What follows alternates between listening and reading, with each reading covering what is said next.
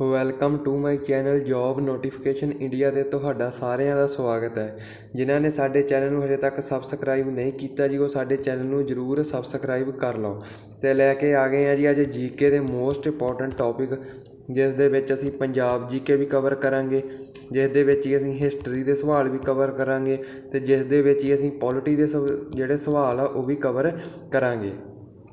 ਅਤੇ ਇਹ ਜਿਹੜੇ ਸਵਾਲ ਹੈਗੇ ਆ ਹਰੇਕ ਟੌਪਿਕ ਦੇ ਵਿੱਚੋਂ, ਜਿੱਦਾਂ ਪੋਲਿਟੀ ਹੈਗੀ ਆ ਉਸਦੇ ਜਿਹੜੇ 50 ਸਵਾਲ ਹੈਗੇ ਆ ਮੋਸਟ ਇੰਪੋਰਟੈਂਟ, ਇਹ 50 ਸਵਾਲ ਤੁਸੀਂ ਸ਼ੁਰੂ ਦੇ ਵਿੱਚ ਅਸੀਂ ਕਰਾਂਗੇ ਪੋਲਿਟੀ ਦੇ। ਠੀਕ ਹੈ ਜੀ, ਲਾਸਟ ਤੱਕ ਵੀਡੀਓ ਦੇਖਣੀ ਹੈਗੀ ਆ। ਅਤੇ ਜਿਹਨੇ ਪੰਜਾਬ ਪੁਲਿਸ ਦਾ ਪੇਪਰ ਕੱਢਣਾ ਆ, ਅਤੇ ਇਸ ਜਿਹੜੇ ਪੋਲਿਟੀ ਦੇ ਪ੍ਰਸ਼ਨ ਮੈਂ ਲੈ ਕੇ ਆਇਆ ਹੈਗਾ, ਸਾਰੀ ਪੋਲਿਟੀ ਮੈਂ ਇਹਦੇ ਵਿੱਚ ਹੀ ਐਕਸਪਲੇਨ ਕਰ ਦੇਣੀ ਹੈਗੀ ਆ। ਜੇ ਹੱਥ ਦੇ ਵਿੱਚ ਤੁਸੀਂ ਇੱਕ ਪੈਨ ਲੈ ਲੈਣਾ ਅਤੇ ਇੱਕ ਲੈ ਲਓ ਜੀ ਆਪਣੀ ਨੋਟਬੁੱਕ, ਅਤੇ ਜਿਹੜੀ ਜਿਹੜੀ ਚੀਜ਼ ਮੈਂ ਦੱਸੀ ਜਾਂਦਾ ਨਾਲੋਂ ਨਾਲ ਲਿਖੀ ਜਾਓ, ਅਤੇ ਨਾਲ ਦੀ ਨਾਲ ਹੀ ਆਪਣੀ ਰਿਵੀਜ਼ਨ ਕਰੀ ਜਾਓ।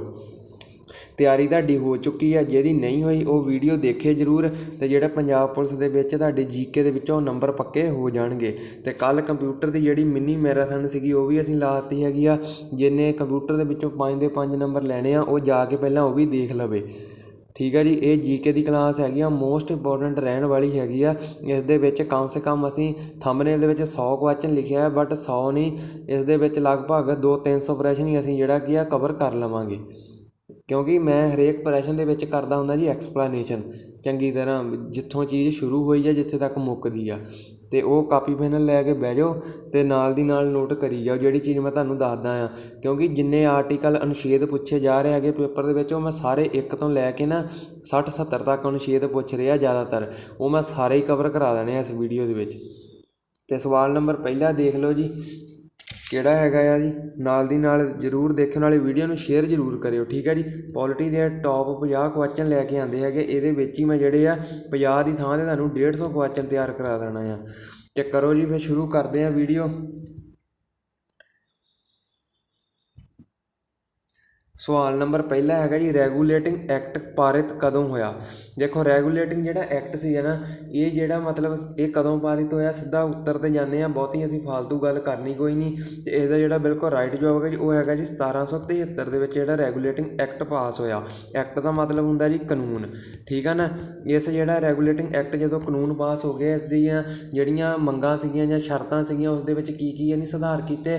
ਦੇਖੋ ਜਿਹੜਾ ਤਾਂ ਸੀਗਾ ਜੀ ਗਵਰਨਰ ਦਾ ਪਦ, ਜਿਹੜਾ ਪਹਿਲਾਂ ਸਿਰਫ ਬੰਗਾਲ ਦਾ ਗਵਰਨਰ ਕਿਹਾ ਜਾਂਦਾ ਸੀ, ਉਸ ਨੂੰ ਬਾਅਦ ਵਿੱਚ ਰੈਗੂਲੇਟਿੰਗ ਐਕਟ ਤੋਂ ਬਾਅਦ ਕੀ ਕਰਤਾ ਜੀ, ਉਸ ਨੂੰ ਬਣਾ ਦਿੱਤਾ ਗਿਆ ਸੀ ਗਵਰਨਰ ਜਨਰਲ।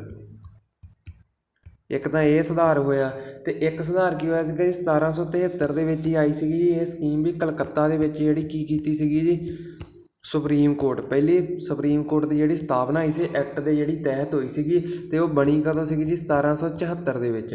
ਠੀਕ ਹੈ ਨਾ, ਜੇ ਪੁੱਛ ਲੈਂਦਾ ਹੈਗਾ ਵੀ ਜਿਹੜੀ ਸੁਪਰੀਮ ਕੋਰਟ ਪਹਿਲੀ ਹੈਗੀ ਕਿੱਥੇ ਸਥਿਤ ਸੀ, ਉਹ ਸੀਗੀ ਜੀ ਕਲਕੱਤਾ ਦੇ ਵਿੱਚ। ਕਲਕੱਤਾ ਤੁਹਾਨੂੰ ਪਤਾ ਹੀ ਹੈ ਜੀ ਕਿ ਵੈਸਟ ਬੰਗਾਲ ਦੇ ਵਿੱਚ ਹੈਗਾ ਆ ਜੀ। ਕਲਕੱਤਾ ਕਿਹੜੀ ਨਦੀ ਦੇ ਜਿਹੜਾ ਕੰਢੇ 'ਤੇ ਸਥਿਤ ਹੈਗਾ ਜੀ, ਉਹ ਹੈਗਾ ਜੀ ਹੁਗਲੀ ਨਦੀ ਦੇ ਕੰਢੇ ਦੇ ਉੱਪਰ ਜਿਹੜਾ ਕਲਕੱਤਾ ਸਥਿਤ ਹੈਗਾ ਆ। ਅਤੇ ਬਾਕੀ ਪੁੱਛ ਲੈਂਦਾ ਹੈਗਾ ਵੀ ਜਿਹੜੀ ਪਹਿਲੀ ਸੁਪਰੀਮ ਕੋਰਟ ਸੀਗੀ, ਭਾਰਤੀ ਸਰਵਉੱਚ ਜਿਹੜੀ ਅਦਾਲਤ ਹੈਗੀ ਆ ਸੁਪਰੀਮ ਕੋਰਟ, ਇਸ ਦੇ ਜਿਹੜੀ ਹੈਗੀ ਇਸ ਦਾ ਜਿਹੜਾ ਪਹਿਲਾ ਜੱਜ ਸੀ, ਮੁੱਖ ਜੱਜ ਕੌਣ ਸੀਗਾ ਜੀ, ਉਹ ਸੀਗਾ ਜੀ ਐਲੀਜਾ ਇੰਪੇ। ਐਲੀਜਾ ਇੰਪੇ ਜਿਹੜੇ ਇਸ ਦੇ ਪਹਿਲੇ ਜੱਜ ਸੀਗੇ। ਠੀਕ ਹੈ ਜੀ, ਇਸ ਤਰ੍ਹਾਂ ਜਿਹੜਾ ਰੈਗੂਲੇਟਿੰਗ ਐਕਟ ਹੋਇਆ ਜੀ 1773 ਦੇ ਵਿੱਚ ਪਾਰਿਤ ਹੋ ਗਿਆ ਸੀ। ਅਤੇ ਇਸ ਦੇ ਨਾਲ ਹੀ ਇੱਕ ਤੁਸੀਂ ਹੋਰ ਐਕਟ ਜ਼ਰੂਰ ਚੇਤੇ ਰੱਖਣਾ ਹੈਗਾ ਜੀ, ਕਿਹੜਾ, ਪਿਟਸ ਇੰਡੀਆ ਐਕਟ। ਜਿਹੜਾ ਪਿਟਸ ਇੰਡੀਆ ਐਕਟ ਹੋਇਆ ਸੀਗਾ ਜੀ, ਪਾਰਿਤ ਕਦੋਂ ਹੋਇਆ ਸੀਗਾ ਜੀ, ਇਹ ਹੋਇਆ ਸੀਗਾ 1784 ਈਸਵੀ ਦੇ ਵਿੱਚ। 1784 ਦੇ ਵਿੱਚ ਇਸ ਦੀਆਂ ਜਿਹੜੀਆਂ ਸੀਗਾ ਜੀ ਜੋ ਆਪਣੀਆਂ ਕਹਿ ਸਕਦੇ ਹਾਂ ਸ਼ਰਤਾਂ ਸੀਗੀਆਂ ਇਸ ਕਾਨੂੰਨ ਦੀਆਂ, ਉਹ ਸੀਗੀਆਂ ਜੀ ਇਸ ਨੇ ਜਿਹੜੇ 2 ਬੋਰਡ ਬਣਾਏ ਸੀਗੇ। 2 ਬੋਰਡ ਬਣਾਏ ਸੀ, ਉਹ ਕਿਹੜੇ ਕਿਹੜੇ 2 ਬੋਰਡ ਸੀਗੇ ਤੁਹਾਨੂੰ ਮੈਂ ਇੱਥੇ ਲਿਖ ਦਿੰਦਾ ਹੈਗਾ ਆ, ਜ਼ਰੂਰ ਨਾਲ ਦੀ ਨਾਲ ਆਪਣੀ ਨੋਟਬੁੱਕ ਦੇ ਵਿੱਚ ਉਤਾਰ ਲਓ, ਪੁੱਛ ਸਕਦਾ ਆਉਣ ਵਾਲੀਆਂ ਸ਼ਿਫਟਾਂ ਦੇ ਵਿੱਚ ਇਹ ਸਵਾਲ। Board of director, board of director. ਠੀਕ ਹੈ ਜੀ, ਤਾਂ ਇੱਕ ਜਿਹੜਾ ਬਣਾਇਆ ਸੀਗਾ ਬੋਰਡ, ਉਹਦਾ ਨਾਮ ਸੀਗਾ ਜੀ ਬੋਰਡ ਆਫ ਕੰਟਰੋਲਰ। ਇਹ 2 ਬੋਰਡ ਬਣਾਏ ਗਏ ਸੀ ਪਿਟਸ ਇੰਡੀਆ ਐਕਟ ਦੇ ਰਾਹੀਂ। ਠੀਕ ਹੈ, 1784 'ਚ ਪਾਰਿਤ ਹੋਇਆ। ਜਿਹੜਾ ਬੋਰਡ ਆਫ ਡਾਇਰੈਕਟਰ ਸੀਗਾ ਜੀ, ਇਹ ਕਿਹੜੇ ਕੰਮਾਂ ਲਈ ਵਰਤਿਆ ਜਾਂਦਾ ਸੀਗਾ ਜੀ, ਇਹ ਬਣਾਇਆ ਸੀਗਾ ਜੀ ਵਪਾਰਿਕ ਕੰਮਾਂ ਲਈ। ਅਤੇ ਜਿਹੜਾ ਬਣਾਇਆ ਸੀਗਾ ਜੀ ਬੋਰਡ ਆਫ ਕੰਟਰੋਲਰ, ਇਹ ਕਿਹੜੇ ਕੰਮਾਂ ਲਈ ਬਣਾਇਆ ਗਿਆ ਸੀਗਾ ਜੀ, ਇਹ ਬਣਾਇਆ ਗਿਆ ਜੀ ਰਾਜਨੀਤਿਕ ਮਾਮਲਿਆਂ ਲਈ। ਇਹ ਚੀਜ਼ਾਂ ਜਿਹੜੀਆਂ ਮੈਂ ਕਰਵਾ ਰਿਹਾ ਹੈਗਾ ਇਹ ਐਵੇਂ ਹੀ ਨਹੀਂ ਹੈਗੀਆਂ, ਬਿਲਕੁਲ ਇੰਪੋਰਟੈਂਟ ਚੀਜ਼ਾਂ ਹੈਗੀਆਂ ਆ। ਔਰ ਦੇਖਿਓ ਤੁਸੀਂ ਆਉਣ ਵਾਲੀਆਂ ਸ਼ਿਫਟਾਂ ਦੇ ਵਿੱਚ ਇੱਥੋਂ ਹੀ ਜਿਹੜੇ ਪ੍ਰਸ਼ਨ ਆ ਉਹ ਜ਼ਰੂਰ ਚੱਕ ਹੋਣਗੇ, ਠੀਕ ਆ ਨਾ। ਇਹ ਨਾਲ ਦੀ ਨਾਲ ਨੋਟ ਕਰੀ ਜਾਓ।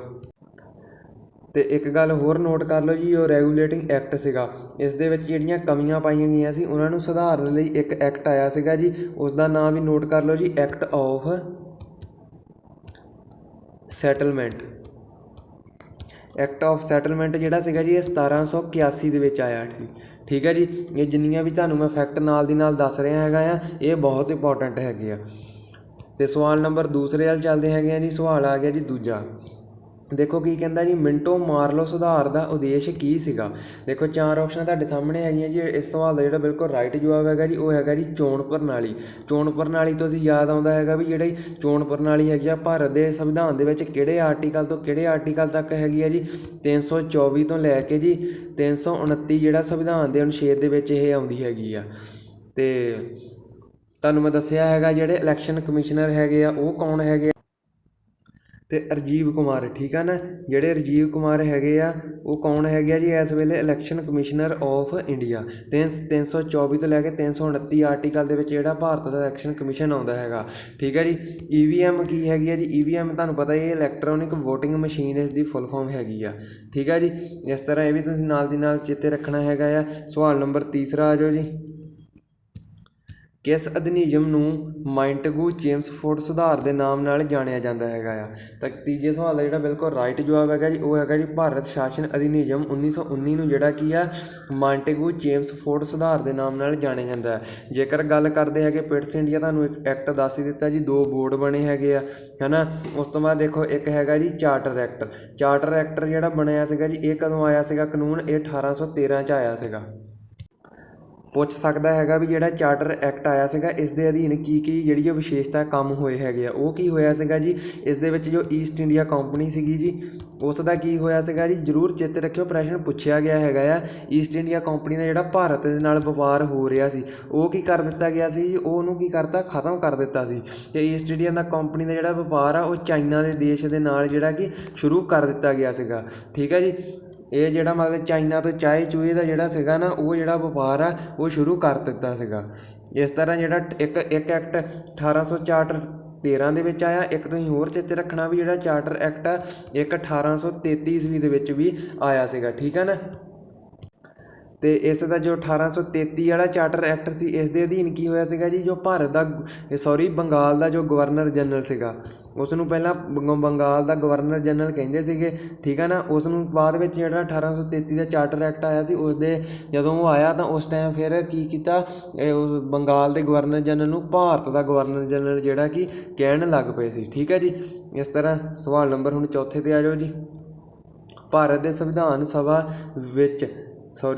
ਸਭਾ ਕਿਸ ਦੇ ਅਨੁਸਾਰ ਗਠਿਤ ਕੀਤੀ ਗਈ। ਦੇਖੋ ਮੋਸਟ ਇੰਪੋਰਟੈਂਟ ਸਵਾਲ ਹੈ ਜੋ ਭਾਰਤ ਦੀ ਸੰਵਿਧਾਨ ਸਭਾ ਹੈ ਕਿਸ ਦੇ ਅਨੁਸਾਰ ਗਠਿਤ ਕੀਤੀ, ਸਾਈਮਨ ਆਯੋਗ ਦਾ ਪ੍ਰਸਤਾਵ, ਕ੍ਰਿਪਸ ਪ੍ਰਸਤਾਵ ਜਾਂ ਮਾਊਂਟਬੈਟਨ।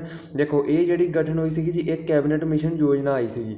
ਕਦੋਂ ਆਈ ਸੀਗੀ ਜੀ, 1946 ਦੇ ਵਿੱਚ। ਨੋਟ ਕਰ ਲਿਓ ਬਹੁਤ ਇੰਪੋਰਟੈਂਟ ਹੈਗੀ ਆ। ਕ੍ਰਿਪਸ ਪ੍ਰਸਤਾਵ ਕਦੋਂ ਆਇਆ ਜੀ, 1942 ਦੇ ਵਿੱਚ ਆਇਆ ਸੀ, ਠੀਕ ਹੈ ਜੀ। ਇਸ ਦੇ ਜਿਹੜੇ ਯਤਨ ਸੀਗੇ ਉਹ ਫੇਲ ਹੋ ਗਏ ਸੀਗੇ ਅਤੇ ਜਦੋਂ ਅਸੀਂ 1946 ਦੇ ਵਿੱਚ ਜਾ ਕੇ ਉਸ ਦੀਆਂ ਆਯੋਗ ਦੀਆਂ ਜਿਹੜੀਆਂ ਯੋਜਨਾ ਸੀਗੀਆਂ ਉਹ ਮੰਨ ਲਈਆਂ ਗਈਆਂ ਅਤੇ ਭਾਰਤ ਦੀ ਸੰਵਿਧਾਨ ਦੇ ਵਿੱਚ ਜੋ ਇੰਡੀਆ ਦੇਸ਼ ਹੈਗਾ ਉਸ ਦੇ ਵਿੱਚ ਸੰਵਿਧਾਨ ਸਭਾ ਕਰਨ ਦਾ ਜਿਹੜਾ ਗਠਨ ਆ ਉਹ ਮਨਜ਼ੂਰ ਕਰ ਲਿਆ ਸੀਗਾ, ਠੀਕ ਹੈ ਨਾ। ਇਹ ਕਿਸ ਦੇ ਅਧੀਨ ਹੋਇਆ ਸੀਗਾ ਜੀ, ਕੈਬਨਿਟ ਮਿਸ਼ਨ ਯੋਜਨਾ ਦੇ ਤਹਿਤ। ਅਤੇ ਮਾਊਂਟਬੈਟਨ ਯੋਜਨਾ ਲਿਖੀ ਹੋਈ ਹੈਗੀ ਹੈ ਜੀ, ਇਸ ਦੇ ਅਧੀਨ ਕੀ ਹੋਇਆ ਸੀਗਾ ਜੀ ਵੀ ਉਹ ਭਾਰਤ ਅਤੇ ਪਾਕਿਸਤਾਨ ਦੀ ਵੰਡ ਹੋਈ ਹੈ ਜੀ ਉਹ ਮਾਊਂਟਬੈਟਨ ਯੋਜਨਾ ਦੇ ਤਹਿਤ ਹੀ ਹੋਈ ਹੈਗੀ ਆ। ਅਤੇ ਸਾਈਮਨ ਆਯੋਗ ਤੁਹਾਨੂੰ ਪਤਾ ਹੀ ਹੈ ਜੀ, ਜਿਹੜਾ ਸਾਈਮਨ ਕਮਿਸ਼ਨ ਆਇਆ ਸੀਗਾ ਜੀ ਉਹ ਜਿਹੜਾ ਤਿਆਰ ਹੋਇਆ ਸੀ ਉਹ ਕਦੋਂ ਹੋਇਆ ਸੀਗਾ ਜੀ, ਉਹ 1927 'ਚ ਹੋਇਆ ਸੀਗਾ। ਅਤੇ ਇਹ ਭਾਰਤ ਕਦੋਂ ਆਉਂਦਾ ਹੈਗਾ ਜੀ, 1928 ਦੇ ਵਿੱਚ ਆਉਂਦਾ ਹੈਗਾ ਸਾਈਮਨ ਕਮਿਸ਼ਨ। ਸਾਈਮਨ ਕਮਿਸ਼ਨ ਦੇ ਵਿੱਚ ਕਿਹੜੇ ਮਹਾਨ ਕ੍ਰਾਂਤੀਕਾਰ ਦੀ ਜਿਹੜੀ ਆ ਉਹ ਸ਼ਹੀਦੀ ਹੋ ਗਈ ਸੀਗੀ ਜੀ, ਉਹ ਲਾਲਾ ਲਾਜਪਤ ਰਾਏ ਦੀ ਸ਼ਹੀਦੀ ਹੋ ਗਈ ਸੀ। ਲਾਲਾ ਲਾਜਪਤ ਰਾਏ ਜਿਨ੍ਹਾਂ ਨੇ PNB ਬੈਂਕ ਜੋ ਪੰਜਾਬ ਨੈਸ਼ਨਲ ਬੈਂਕ ਹੈਗੀ ਆ ਭਾਰਤ ਦੀ ਸਾਰਿਆਂ ਨਾਲੋਂ ਜਿਹੜੀ ਪੁਰਾਣੀ ਬੈਂਕ ਹੈਗੀ ਆ, ਜਿਸ ਦਾ ਮੁਖਿਆਲੇ ਕਿੱਥੇ ਹੈਗਾ ਜੀ, ਹੈੱਡਕੁਆਟਰ ਕਿੱਥੇ ਹੈ ਜੀ, ਦਿੱਲੀ ਸ਼ਹਿਰ ਦੇ ਵਿੱਚ ਹੈਗਾ ਆ, ਉਸ ਦੀ ਸਥਾਪਨਾ ਕੀਤੀ ਸੀ।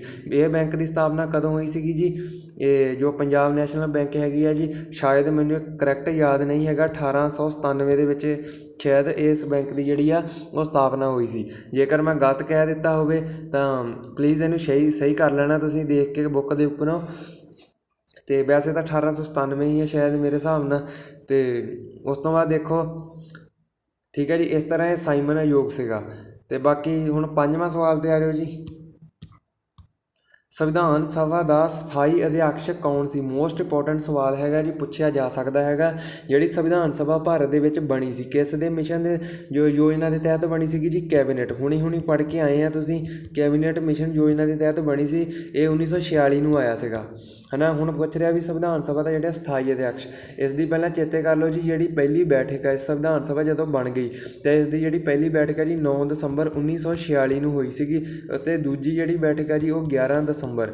ਇਹ ਡੇਟਾਂ ਪੁੱਛੀਆਂ ਜਾਂਦੀਆਂ ਹੈਗੀਆਂ ਐਗਜ਼ਾਮੀਨਰ ਦੁਆਰਾ। 11 ਦਸੰਬਰ 1946 ਨੂੰ ਜਿਹੜੀ ਇਹ ਦੂਜੀ ਬੈਠਕ ਹੋਈ ਆ। ਅਤੇ ਉਸ ਤੋਂ ਬਾਅਦ ਦੇਖੋ ਪਹਿਲੀ ਜਿਹੜੀ ਬੈਠਕ ਹੋਈ ਸੀ, ਇਸ ਦੇ ਵਿੱਚ ਜਿਹੜਾ ਅਧਿਆਕਸ਼ ਚੁਣਿਆ ਗਿਆ ਸੀਗਾ ਜੀ ਉਹ ਸਥਾਈ ਨਹੀਂ ਸੀਗਾ, ਠੀਕ ਹੈ ਨਾ। ਉਹ ਸਥਾਈ ਅਧਿਆਕਸ਼ ਨਹੀਂ ਸੀਗਾ। ਅਤੇ ਸੁਚਿਦਾਨੰਦ ਸੀਗੇ ਜੀ, ਸੁਚਿਦਾਨੰਦ, ਜਿਨ੍ਹਾਂ ਦਾ ਨਾਮ ਸੀਗਾ ਸੁਚਿਦਾਨੰਦ ਸਿਨਹਾ। ਇਹ ਬਹੁਤ ਪ੍ਰਸ਼ਨ ਇੰਪੋਰਟੈਂਟ ਹੈਗਾ, ਸਾਰਾ ਹੀ ਕਵਰ ਕਰ ਲਿਓ, ਆਪਣੀ ਨੋਟਬੁੱਕ ਦੇ ਵਿੱਚ ਲਿਖੀ ਜਾਓ। ਸੁਚਿਦਾਨੰਦ ਸਿਨਹਾ ਜੀ ਸੀਗੇ ਜਿਹੜੇ 9 ਦਸੰਬਰ ਵਾਲੀ 1946 ਨੂੰ ਬੈਠਕ ਹੋਈ ਸੀ, ਉਸ ਦੇ ਜਿਹੜੇ ਅਧਿਆਕਸ਼ ਚੁਣੇ ਗਏ ਸੀ। ਬਟ ਹੋਇਆ ਕਿ ਇਹ ਜਿਹੜੇ ਸਥਾਈ ਨਹੀਂ ਸੀ, ਪੱਕੇ ਨਹੀਂ ਸੀਗੇ, ਇਹ ਸੀਗੇ ਜੀ ਕੱਚੇ ਅਸਥਾਈ ਸੀਗੇ ਅਧਿਆਕਸ਼, ਠੀਕ ਹੈ ਨਾ। ਅਤੇ ਹੁਣ ਉਹ ਸਵਾਲ ਪੁੱਛ ਰਿਹਾ ਵੀ ਸਥਾਈ ਬਾਰੇ। ਸਥਾਈ ਦੀ ਜਿਹੜੀ ਬੈਠਕ ਹੋਈ ਸੀਗੀ ਜੀ ਉਹ 11 ਦਸੰਬਰ 1946 ਨੂੰ ਹੋਈ ਸੀਗੀ, ਜਿਸ ਦੇ ਵਿੱਚ ਜਿਹੜੇ ਡਾਕਟਰ ਰਜਿੰਦਰ ਪ੍ਰਸਾਦ ਆ, ਠੀਕ ਹੈ ਜੀ, ਭਾਰਤ ਦੇ ਪਹਿਲੇ ਰਾਸ਼ਟਰਪਤੀ ਵੀ ਹੈਗੇ ਡਾਕਟਰ ਰਜਿੰਦਰ ਪ੍ਰਸਾਦ ਜਿਹੜੇ ਹੈਗੇ ਆ ਜੀ, ਉਹ ਸਥਾਈ ਅਧਿਆਕਸ਼ ਚੁਣੇ ਗਏ ਸੀਗੇ। ਪੁੱਛ ਸਕਦਾ ਵੀ ਸਥਾਈ ਉਪ ਅਧਿਆਕਸ਼, ਜੇਕਰ ਗੱਲ ਕਰਦੇ ਹੈਗੇ ਉਪ ਅਧਿਆਕਸ਼ ਦੀ, ਤਾਂ ਉਪ ਅਧਿਆਕਸ਼ ਕੌਣ ਚੁਣੇ ਗਏ ਸੀਗੇ ਜੀ? ਉਹ ਸੀਗੇ ਜੀ HC ਮੁਖਰਜੀ। ਇਸ ਤਰ੍ਹਾਂ ਇਹ ਵੀ ਤੁਸੀਂ ਜ਼ਰੂਰ ਨਾਮ ਚੇਤੇ ਰੱਖਣਾ ਹੈਗਾ ਆ। ਅਤੇ ਦੇਖੋ ਜਿਹੜੇ ਭੀਮ ਰਾਓ ਅੰਬੇਦਕਰ ਹੈਗੇ ਆ, ਇਹ ਕਿਹੜੀ ਸਮਿਤੀ ਦੇ ਜਿਹੜੇ ਅਧਿਆਕਸ਼ ਹੈਗੇ ਆ? ਇਹਨਾਂ ਨੂੰ ਸੰਵਿਧਾਨ ਦੇ ਨਿਰਮਾਤਾ ਵੀ ਕਿਹਾ ਜਾਂਦਾ ਹੈਗਾ ਆ। ਅਤੇ ਭੀਮ ਰਾਓ ਅੰਬੇਦਕਰ ਜੀ ਨੇ ਕਿਹੜੇ ਆਰਟੀਕਲ ਨੂੰ ਜਿਹੜੀ ਸੰਵਿਧਾਨ ਦਾ ਮਤਲਬ ਅਹਿਮ ਭੂਮਿਕਾ ਦਿੱਤੀ ਹੈਗੀ ਜੀ? ਉਹ ਆਰਟੀਕਲ 32 ਨੂੰ, ਜਿਸ ਦੇ ਵਿੱਚ ਕਾਹਦਾ ਜਿਹੜਾ ਅਧਿਕਾਰ ਆਉਂਦਾ ਹੈਗਾ ਜੀ? ਉਹ ਆਉਂਦਾ ਹੈਗਾ ਹੈ ਜੀ ਆਪਣਾ ਸੰਵਿਧਾਨਿਕ ਉਪਚਾਰਾਂ ਦਾ ਅਧਿਕਾਰ, ਠੀਕ ਹੈ ਨਾ। ਇਹ ਵੀ ਤੁਸੀਂ ਨੋਟ ਕਰਨਾ ਹੈਗਾ। ਇਹ ਪ੍ਰਸ਼ਨ ਵੀ ਪੰਜਾਬ ਪੁਲਿਸ ਕਾਂਸਟੇਬਲ ਦੇ ਹਾਲੇ ਪਿੱਛੇ ਜੇ ਹਾਲ ਹੀ ਵਿੱਚ ਪੁੱਛਿਆ ਗਿਆ ਹੈ। ਅਤੇ ਰਜਿੰਦਰ ਪ੍ਰਸਾਦ ਜਿਹੜੇ ਸਥਾਈ ਅਧਿਆਕਸ਼ ਸੀਗੇ। ਸੁਚਿਦਾਨੰਦ ਸਿਨਹਾ ਤੁਹਾਨੂੰ ਮੈਂ ਦੱਸ ਹੀ ਦਿੱਤਾ ਵੀ ਇਹ ਅਸਥਾਈ ਅਧਿਆਕਸ਼ ਸੀਗੇ, 9 ਦਸੰਬਰ ਨੂੰ ਚੁਣੇ ਗਏ ਸੀਗੇ।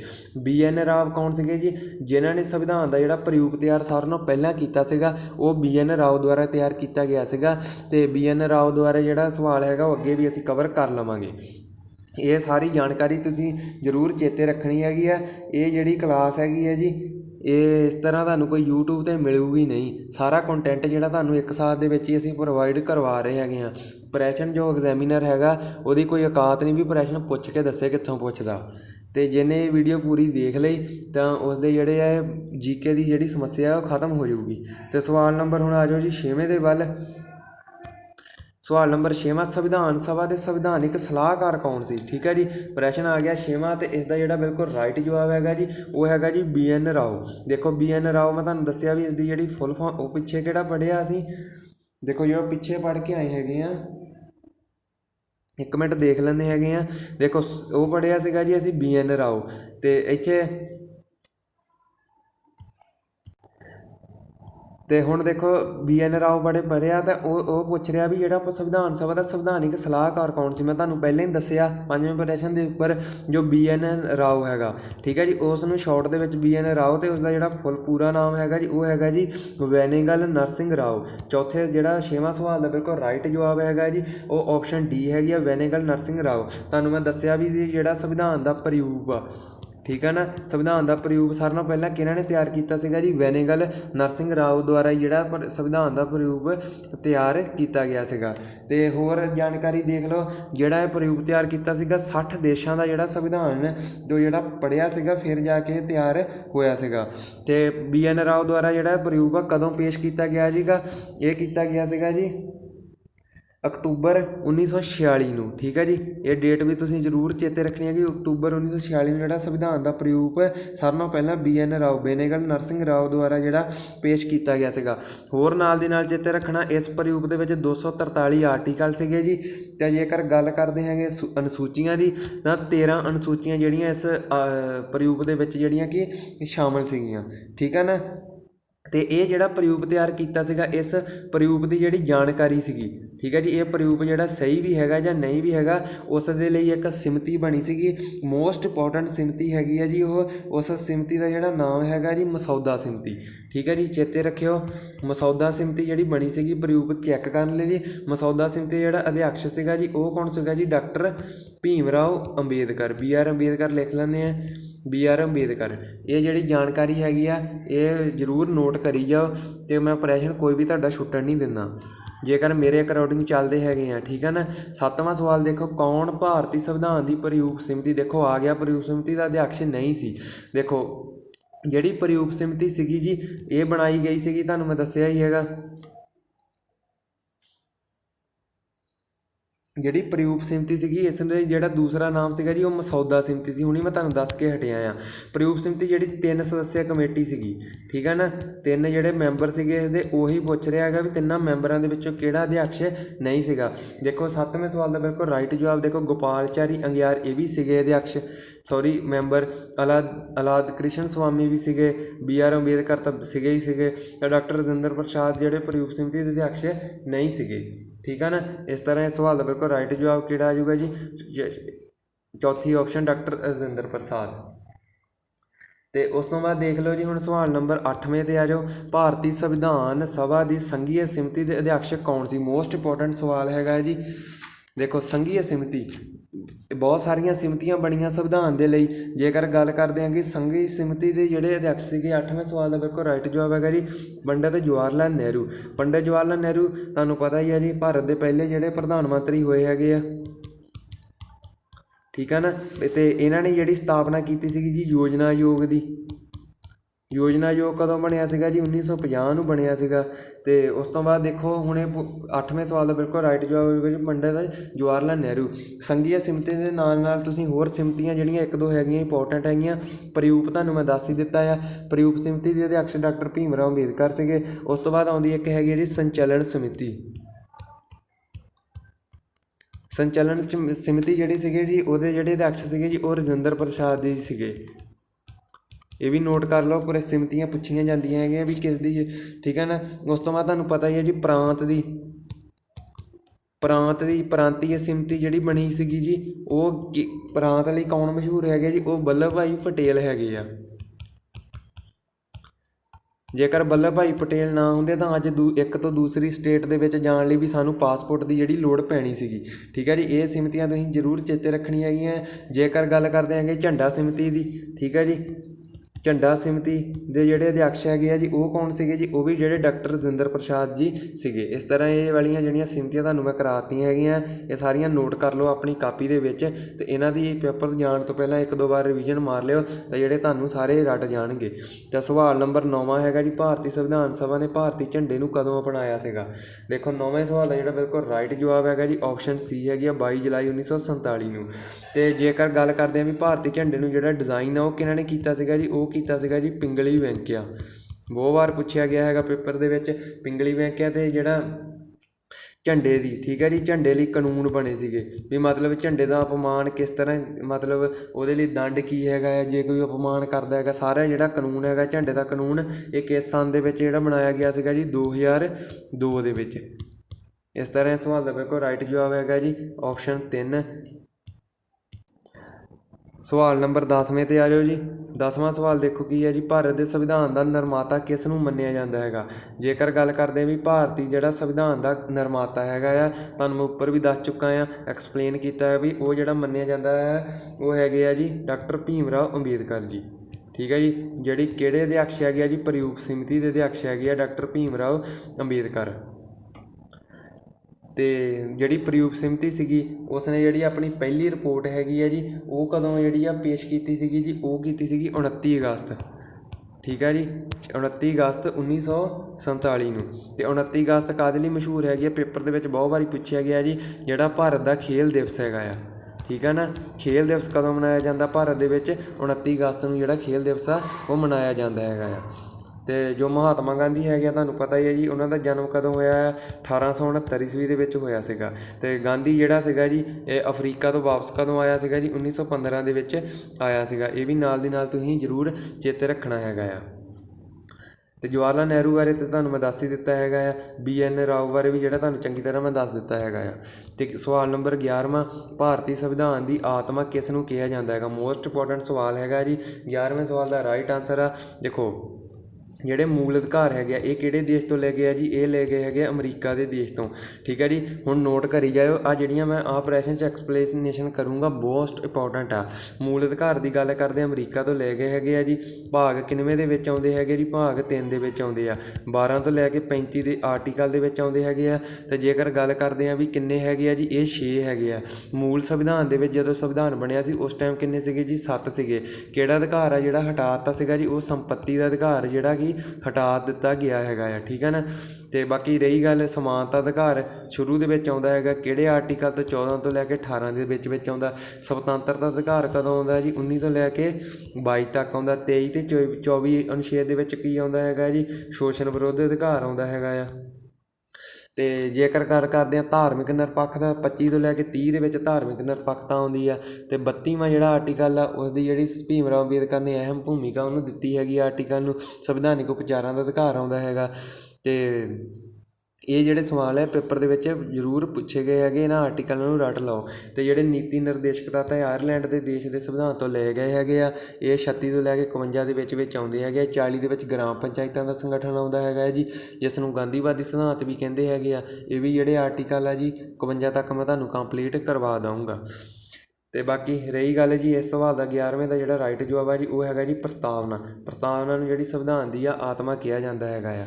ਤੇ ਪ੍ਰਸਤਾਵਨਾ ਸ਼ੁਰੂ ਕਿੱਥੋਂ ਹੁੰਦੀ ਆ ਜੀ, ਅਸੀਂ ਭਾਰਤ ਦੇ ਲੋਕ। ਇਹ ਜਿਹੜੇ ਅੱਖਰ ਹੈ ਜੀ ਇਹ ਵੀ ਤੁਸੀਂ ਚੇਤੇ ਰੱਖਣੇ ਆ ਜੀ। ਪ੍ਰਸਤਾਵਨਾ ਜਿਹੜੀ ਹੈਗੀ ਹੈ ਜੀ ਇਹਦੇ ਵਿੱਚ 5 ਪ੍ਰਕਾਰ ਦੀ ਜਿਹੜੀ ਸੁਤੰਤਰਤਾ ਪਾਈ ਜਾਂਦੀ ਹੈਗੀ ਆ। 3 ਪ੍ਰਕਾਰ ਦਾ ਨਿਆਂ ਪਾਇਆ ਜਾਂਦਾ ਹੈਗਾ ਆ, ਇਹ ਵੀ ਤੁਸੀਂ ਨਾਲ ਦੀ ਨਾਲ ਚੇਤੇ ਰੱਖਣਾ ਹੈਗਾ। ਠੀਕ ਹੈ ਜੀ। ਉਸ ਤੋਂ ਬਾਅਦ ਸਵਾਲ ਨੰਬਰ 12ਵਾਂ, ਸੰਵਿਧਾਨ ਦੀ ਪ੍ਰਸਤਾਵਨਾ ਭਾਰਤੀ ਨਾਗਰਿਕਤਾ ਨੂੰ ਕੀ ਨਹੀਂ ਉਪਲਬਧ ਕਰਵਾਉਂਦੀ ਹੈਗੀ। ਦੇਖੋ ਮੈਂ ਤੁਹਾਨੂੰ ਦੱਸਿਆ ਵੀ 3 ਪ੍ਰਕਾਰ ਦਾ ਨਿਆਂ ਆਉਂਦਾ ਹੈਗਾ।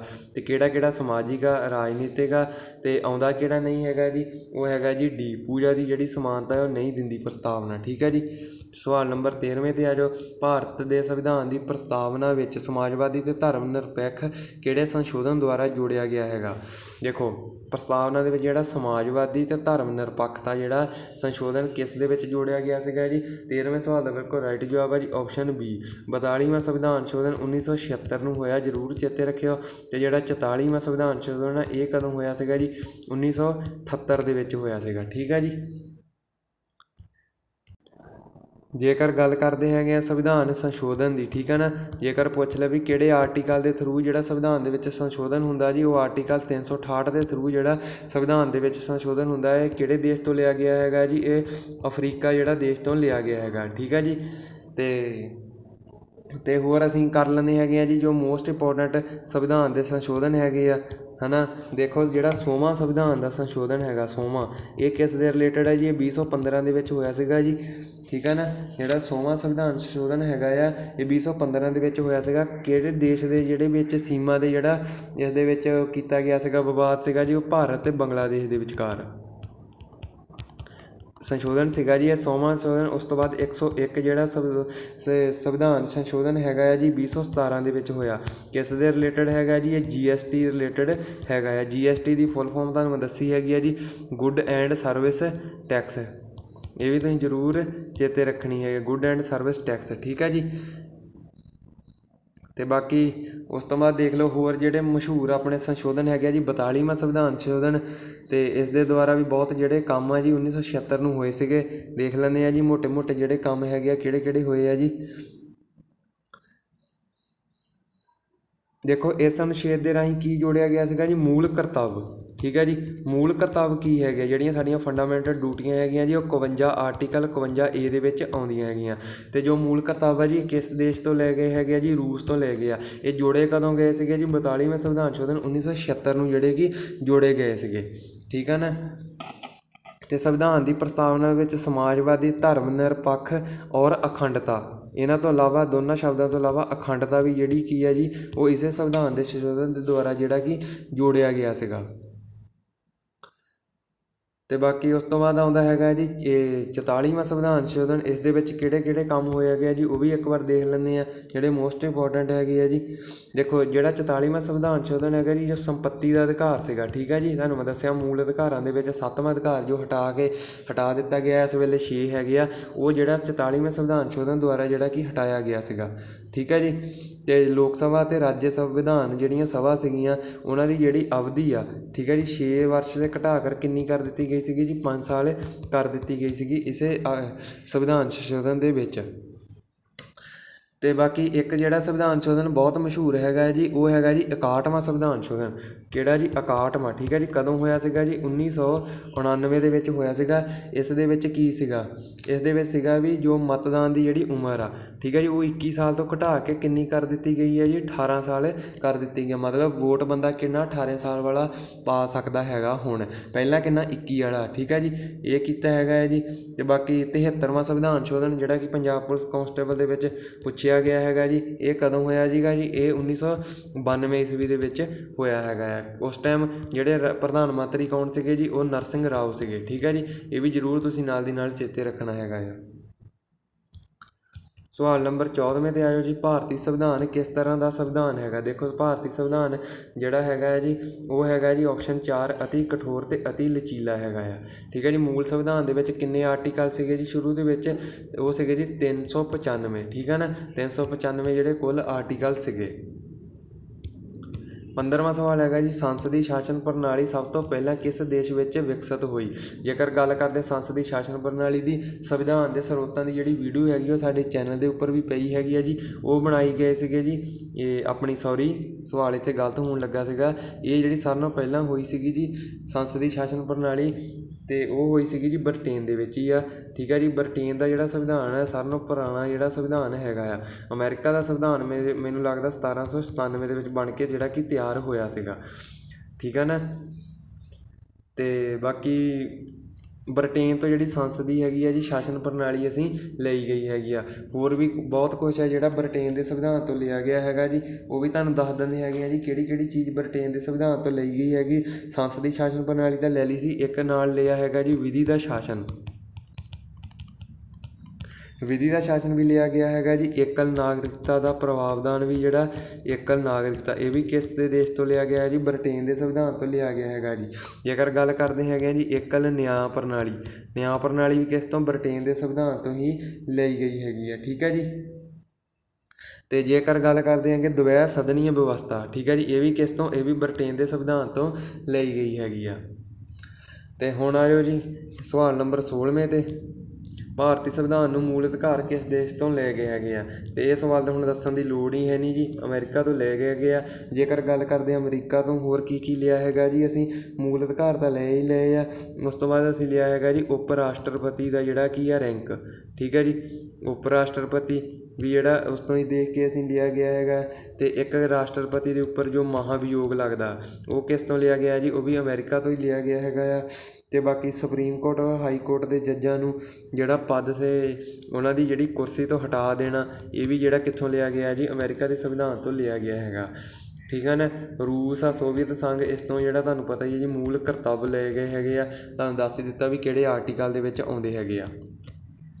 ਸਵਾਲ ਨੰਬਰ 17ਵਾਂ ਹੈਗਾ ਹੈ ਜੀ, ਮੂਲ ਸੰਵਿਧਾਨ ਵਿੱਚ ਕਿੰਨੀਆਂ ਅਨੁਸੂਚੀਆਂ ਸੀਗੀਆਂ? ਮੋਸਟ ਇੰਪੋਰਟੈਂਟ ਸਵਾਲ। 17ਵੇਂ ਸਵਾਲ ਦਾ ਜਿਹੜਾ ਬਿਲਕੁਲ ਰਾਈਟ ਜਵਾਬ ਹੈਗਾ ਜੀ ਉਹ 8 ਹੈਗਾ ਜੀ।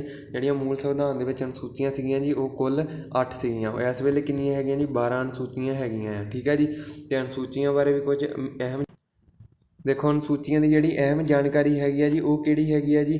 ਦੇਖੋ ਮੰਨ ਲਓ ਪਹਿਲੀ ਅਨੁਸੂਚੀ ਦੇ ਵਿੱਚ ਪੁੱਛ ਲੈਂਦਾ ਵੀ ਕੀ ਚੀਜ਼ ਹੈਗੀ ਆ। ਜੇਕਰ ਪਹਿਲੀ ਅਨੁਸੂਚੀ ਦੇ ਵਿੱਚ ਗੱਲ ਕਰਦੇ ਹੈਗੇ ਤਾਂ ਸਿਰਫ ਇਹੀ ਉਲੇਖ ਹੈਗਾ ਵੀ ਜਿਹੜਾ ਭਾਰਤ ਆ ਇਹ ਰਾਜਾਂ ਦਾ ਸੰਘ ਹੋਊਗਾ। ਇਸ ਦੇ ਵਿੱਚ ਇੰਨੇ ਜਿਹੜੇ ਰਾਜ ਆ, ਇੰਨੇ ਕੇਂਦਰ ਸ਼ਾਸਿਤ ਪ੍ਰਦੇਸ਼ ਹੈਗੇ ਆ। ਜਿਹੜੀ 7ਵੀਂ ਅਨੁਸੂਚੀ ਹੈਗੀ ਆ ਉਸ ਦੇ ਵਿੱਚ ਕਿਹੜੀ ਕਿਹੜੀ ਸੂਚੀ ਸ਼ਾਮਲ ਹੈ ਜੀ? ਸੰਘ ਸੂਚੀ, ਠੀਕ ਹੈ ਜੀ। ਸੰਘ ਸੂਚੀ ਤੋਂ ਬਾਅਦ ਆਉਂਦੀ ਹੈ ਜੀ ਰਾਜ ਸੂਚੀ, ਅਤੇ ਇੱਕ ਆਉਂਦੀ ਹੈ ਜੀ ਸਮਵਰਤੀ ਸੂਚੀ, ਠੀਕ ਹੈ ਜੀ। ਉਸ ਤੋਂ ਬਾਅਦ ਇੱਕ ਇੰਪੋਰਟੈਂਟ ਸੂਚੀ ਹੈਗੀ ਹੈ ਜੀ, ਉਹ ਹੈਗੀ ਹੈ ਜੀ ਦਲ ਬਦਲ, ਜਿਹੜੀ ਕਿ 10ਵੀਂ ਅਨੁਸੂਚੀ ਆ। 10ਵੀਂ ਅਨੁਸੂਚੀ ਦਿੱਤਾ ਹੈਗਾ ਜੀ ਕਿਹੜੀ ਅਨੁਸੂਚੀ ਦੇ ਨਾਲ ਸੰਬੰਧਿਤ ਹੈ ਜੀ? ਦਲ ਬਦਲ ਅਨੁਸੂਚੀ ਦੇ ਨਾਲ ਸੰਬੰਧਿਤ ਹੈਗੀ ਆ। ਜੇਕਰ 12ਵੀਂ ਅਨੁਸੂਚੀ ਦੀ ਗੱਲ ਕਰਦੇ ਹੈਗੇ ਆ ਜੀ, ਇਹ ਜਿਹੜੀ ਹੈਗੀ ਆ ਜੀ ਇਹ ਹੈਗੀ ਆ ਆਪਣੇ ਜੋ ਸ਼ਹਿਰੀ ਹੈ, ਠੀਕ ਹੈ ਜੀ, 12ਵੀਂ ਅਨੁਸੂਚੀ ਕਿਹਨਾਂ ਸੰਬੰਧਿਤ ਹੈ, ਜੋ ਸ਼ਹਿਰੀ ਆ ਉਸ ਦੇ ਵਿੱਚ ਜਿਹੜੀ ਨਿਆਂਪਾਲਿਕਾ ਵਿਵਸਥਾ ਹੈ ਉਹ ਉਸ ਦੇ ਨਾਲ ਸੰਬੰਧਿਤ ਹੈਗੀ ਆ 12ਵੀਂ ਅਨੁਸੂਚੀ, ਠੀਕ ਹੈ ਨਾ। ਅਤੇ 8ਵੀਂ ਅਨੁਸੂਚੀ ਦੇ ਵਿੱਚ ਤੁਹਾਨੂੰ ਸਾਰਿਆਂ ਨੂੰ ਪਤਾ ਹੀ ਹੈਗਾ ਜੀ ਕੀ ਹੈਗਾ, ਆਉਂਦੀਆਂ ਹੈਗੀਆਂ ਜੀ ਭਾਸ਼ਾ ਆਉਂਦੀ ਆ, ਭਾਸ਼ਾ ਦਾ ਉਲੇਖ ਜਿਹੜਾ 8ਵੀਂ ਅਨੁਸੂਚੀ ਦੇ ਵਿੱਚ ਹੈਗਾ ਆ। ਅਗਲਾ ਸਵਾਲ ਨੰਬਰ 18ਵਾਂ ਜੀ, ਭਾਰਤੀ ਸੰਵਿਧਾਨ ਦੀ 8ਵੀਂ ਅਨੁਸੂਚੀ ਦੇਖੋ ਹੁਣੀ ਤੁਹਾਨੂੰ ਮੈਂ ਦੱਸਿਆ ਅਤੇ ਹੁਣੀ ਆ ਗਿਆ ਹੈਗਾ, ਇਸ ਲਈ ਮੋਸਟ ਇੰਪੋਰਟੈਂਟ ਸਵਾਲ ਹੈਗਾ ਜੀ, ਭਾਸ਼ਾ ਦੇ ਨਾਲ ਜਿਹੜਾ ਇਸਦਾ ਸੰਬੰਧ ਹੈਗਾ ਆ।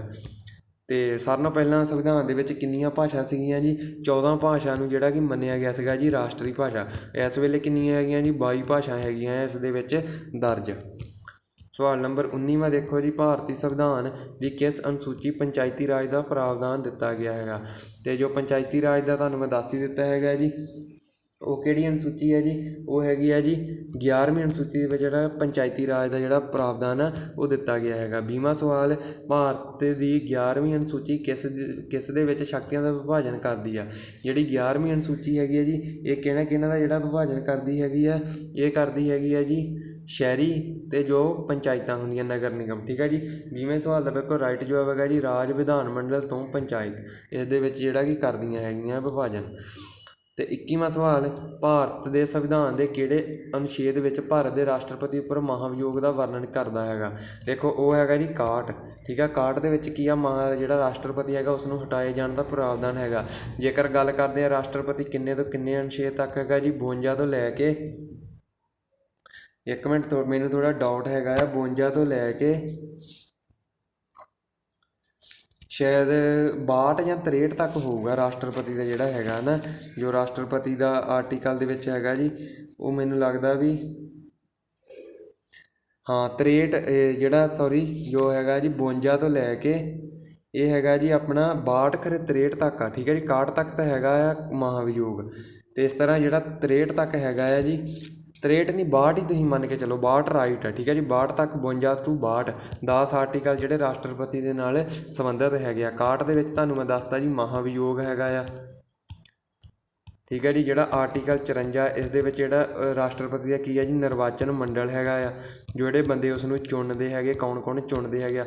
55 ਦੇ ਵਿੱਚ ਕੀ ਹੈਗਾ ਜੀ, ਉਸ ਦਾ ਜਿਹੜਾ ਚੁਣਾਵ ਬਾਰੇ ਉਲੇਖ ਹੈਗਾ ਆ, ਇਹ ਸਾਰਾ ਤੁਸੀਂ ਲਿਖਣਾ ਹੈਗਾ। 56 ਦੇ ਵਿੱਚ ਕੀ ਹੈਗਾ ਜੀ, ਉਸ ਦਾ ਕਾਰਜਕਾਲ ਹੈਗਾ ਆ। ਇਹ ਮੋਸਟ ਇੰਪੋਰਟੈਂਟ ਸਵਾਲ ਹੈਗਾ, ਜ਼ਰੂਰ ਪੜ੍ਹ ਲਿਓ ਇਹ ਆਰਟੀਕਲ, ਠੀਕ ਹੈ ਜੀ, ਜਿੰਨੇ ਕੁ ਮੈਂ ਤੁਹਾਨੂੰ ਕਰਵਾ ਰਿਹਾ ਹੈਗਾ ਆ। ਅਤੇ ਜੇਕਰ ਗੱਲ ਕਰਦੇ ਹਾਂ ਜੀ ਭਾਰਤ ਦੇ ਰਾਸ਼ਟਰਪਤੀਆਂ ਦੀ, ਤਾਂ ਭਾਰਤ ਦਾ ਜਿਹੜਾ ਪਹਿਲਾ ਰਾਸ਼ਟਰਪਤੀ ਹੈਗਾ ਜੀ ਉਹ ਕੌਣ ਹੈਗਾ ਜੀ, ਰਜਿੰਦਰ ਪ੍ਰਸਾਦ। ਇਹ ਵੀ ਨੋਟ ਕਰਿਓ, ਪੁਲਿਸ ਦੇ ਪੇਪਰ ਦੇ ਵਿੱਚ ਇਹ ਪੁੱਛ ਚੁੱਕਾ ਪ੍ਰਸ਼ਨ। ਅਤੇ ਜੇਕਰ ਦੂਜੇ ਨੰਬਰ ਵਾਲੇ ਦੀ ਗੱਲ ਕਰਦੇ ਹੈਗੇ ਜੀ, ਉਹ ਹੈਗੇ ਜੀ ਰਾਧਾ ਕ੍ਰਿਸ਼ਨ ਜੀ ਹੈਗੇ ਆ। ਜੇਕਰ 11ਵੇਂ ਨੰਬਰ ਦੀ ਗੱਲ ਕਰਦੇ ਹਾਂ, ਇੰਪੋਰਟੈਂਟ ਹੈਗੇ ਆ ਜੀ APJ ਅਬਦੁਲ ਕਲਾਮ, ਠੀਕ ਹੈ ਜੀ, ਜਿਨ੍ਹਾਂ ਨੂੰ ਕੀ ਕਿਹਾ ਜਾਂਦਾ ਹੈਗਾ ਜੀ, ਮਿਜ਼ਾਈਲ ਮੈਨ ਵੀ ਕਿਹਾ ਜਾਂਦਾ ਹੈਗਾ, ਠੀਕ ਹੈ ਜੀ, ਮਿਜ਼ਾਈਲ ਮੈਨ ਵੀ ਇਹਨਾਂ ਨੂੰ ਕਿਹਾ ਜਾਂਦਾ ਹੈਗਾ। ਅਤੇ 12ਵੇਂ ਨੰਬਰ ਦੇ ਜਿਹੜੇ ਪਹਿਲੇ ਮਹਿਲਾ ਰਾਸ਼ਟਰਪਤੀ ਹੋਏ ਆ ਜੀ, ਉਹ ਕੌਣ ਆ ਜੀ, ਪ੍ਰਤਿਭਾ ਦੇਵੀ ਸਿੰਘ ਪਾਟਿਲ, ਠੀਕ ਹੈ ਜੀ। ਇਹ ਵੀ ਤੁਸੀਂ ਜ਼ਰੂਰ ਚੇਤੇ ਰੱਖਣਾ ਹੈਗਾ ਹੈ ਜੀ। ਅਤੇ ਬਾਕੀ ਇਸ ਵੇਲੇ ਤੁਹਾਨੂੰ ਪਤਾ ਹੀ ਹੈ ਜੀ ਕੌਣ ਹੈਗੇ ਆ, ਦੱਸਣ ਦੀ ਲੋੜ ਹੀ ਨਹੀਂ ਹੈਗੀ। ਅਤੇ 10ਵੇਂ ਨੰਬਰ ਦੇ ਰਹਿਣੀ ਤੋਂ 3 ਨੰਬਰ ਦੇ ਇੱਕ ਨਾਲ ਚੇਤੇ ਕਰ ਲਓ ਜੀ, ਜ਼ਾਕਿਰ ਹੁਸੈਨ ਜੀ ਜਿਹੜੇ ਹੈਗੇ ਆ ਜੀ 3 ਨੰਬਰ ਦੇ ਜਿਹੜੇ ਰਾਸ਼ਟਰਪਤੀ ਹੈਗੇ ਆ, ਠੀਕ ਹੈ ਜੀ।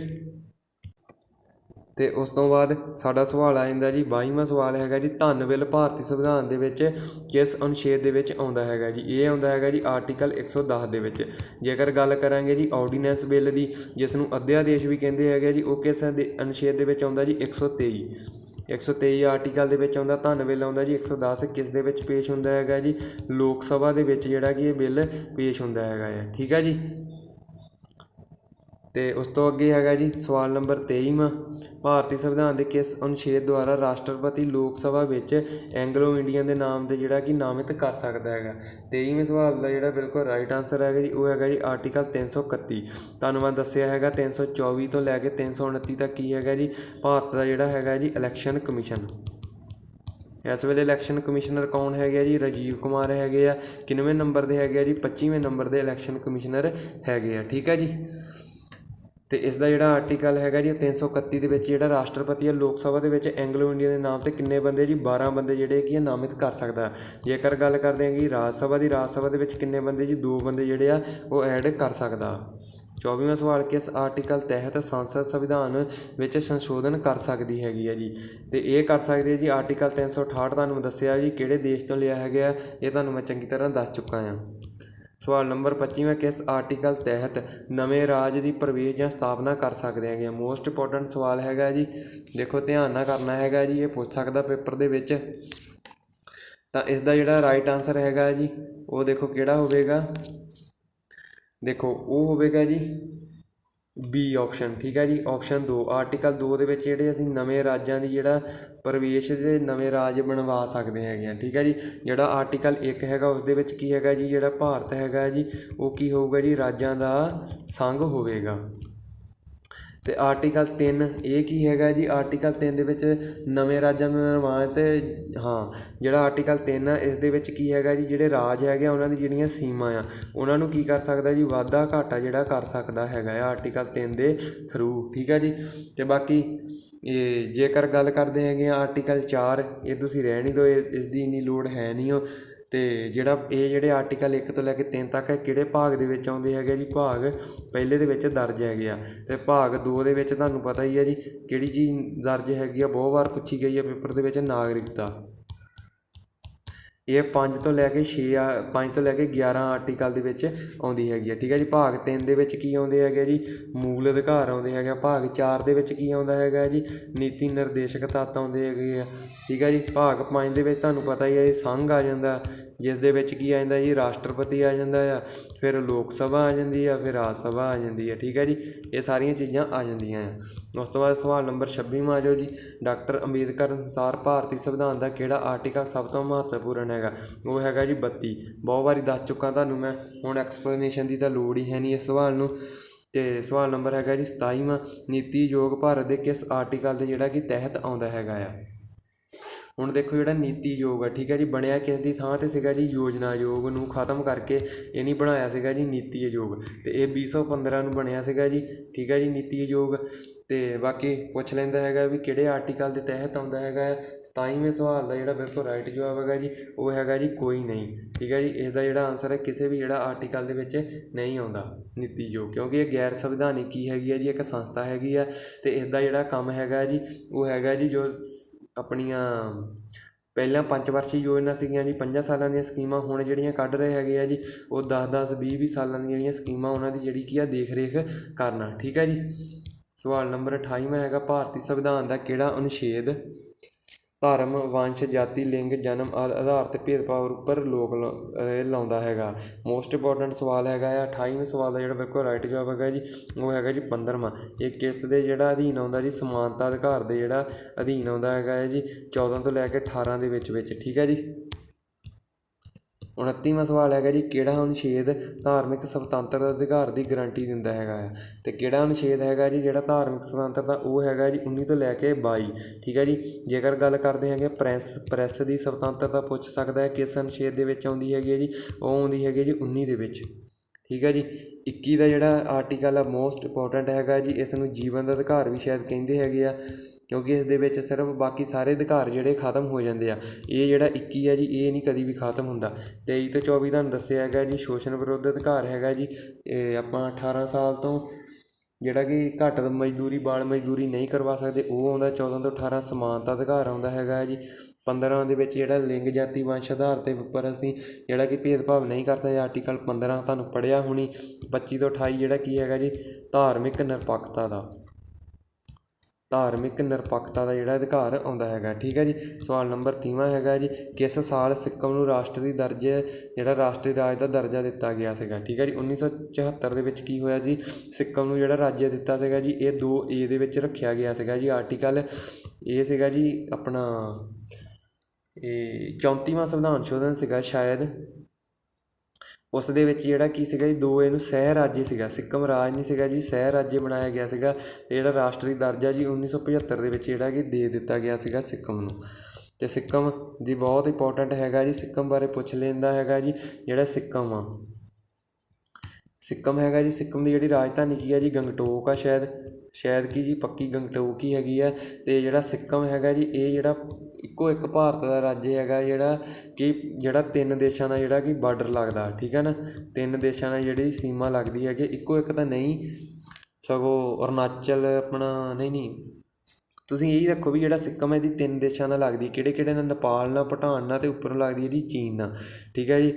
ਅਤੇ ਇਹ ਚੀਜ਼ਾਂ ਤੁਸੀਂ ਜ਼ਰੂਰ ਚੇਤੇ ਰੱਖਣੀਆਂ ਹੈਗੀਆਂ। ਅਤੇ ਬਾਕੀ ਕੰਚਨਜੰਗਾ ਚੋਟੀ ਜਿਹੜੀ ਕਿੱਥੇ ਹੈਗੀ ਆ ਜੀ, ਉਹ ਵੀ ਕਿੱਥੇ ਆ ਜੀ, ਉਹ ਹੈਗੀ ਆ ਜੀ ਸਿੱਕਮ ਦੇ ਵਿੱਚ ਹੀ ਸਥਿਤ ਹੈਗੀ ਆ।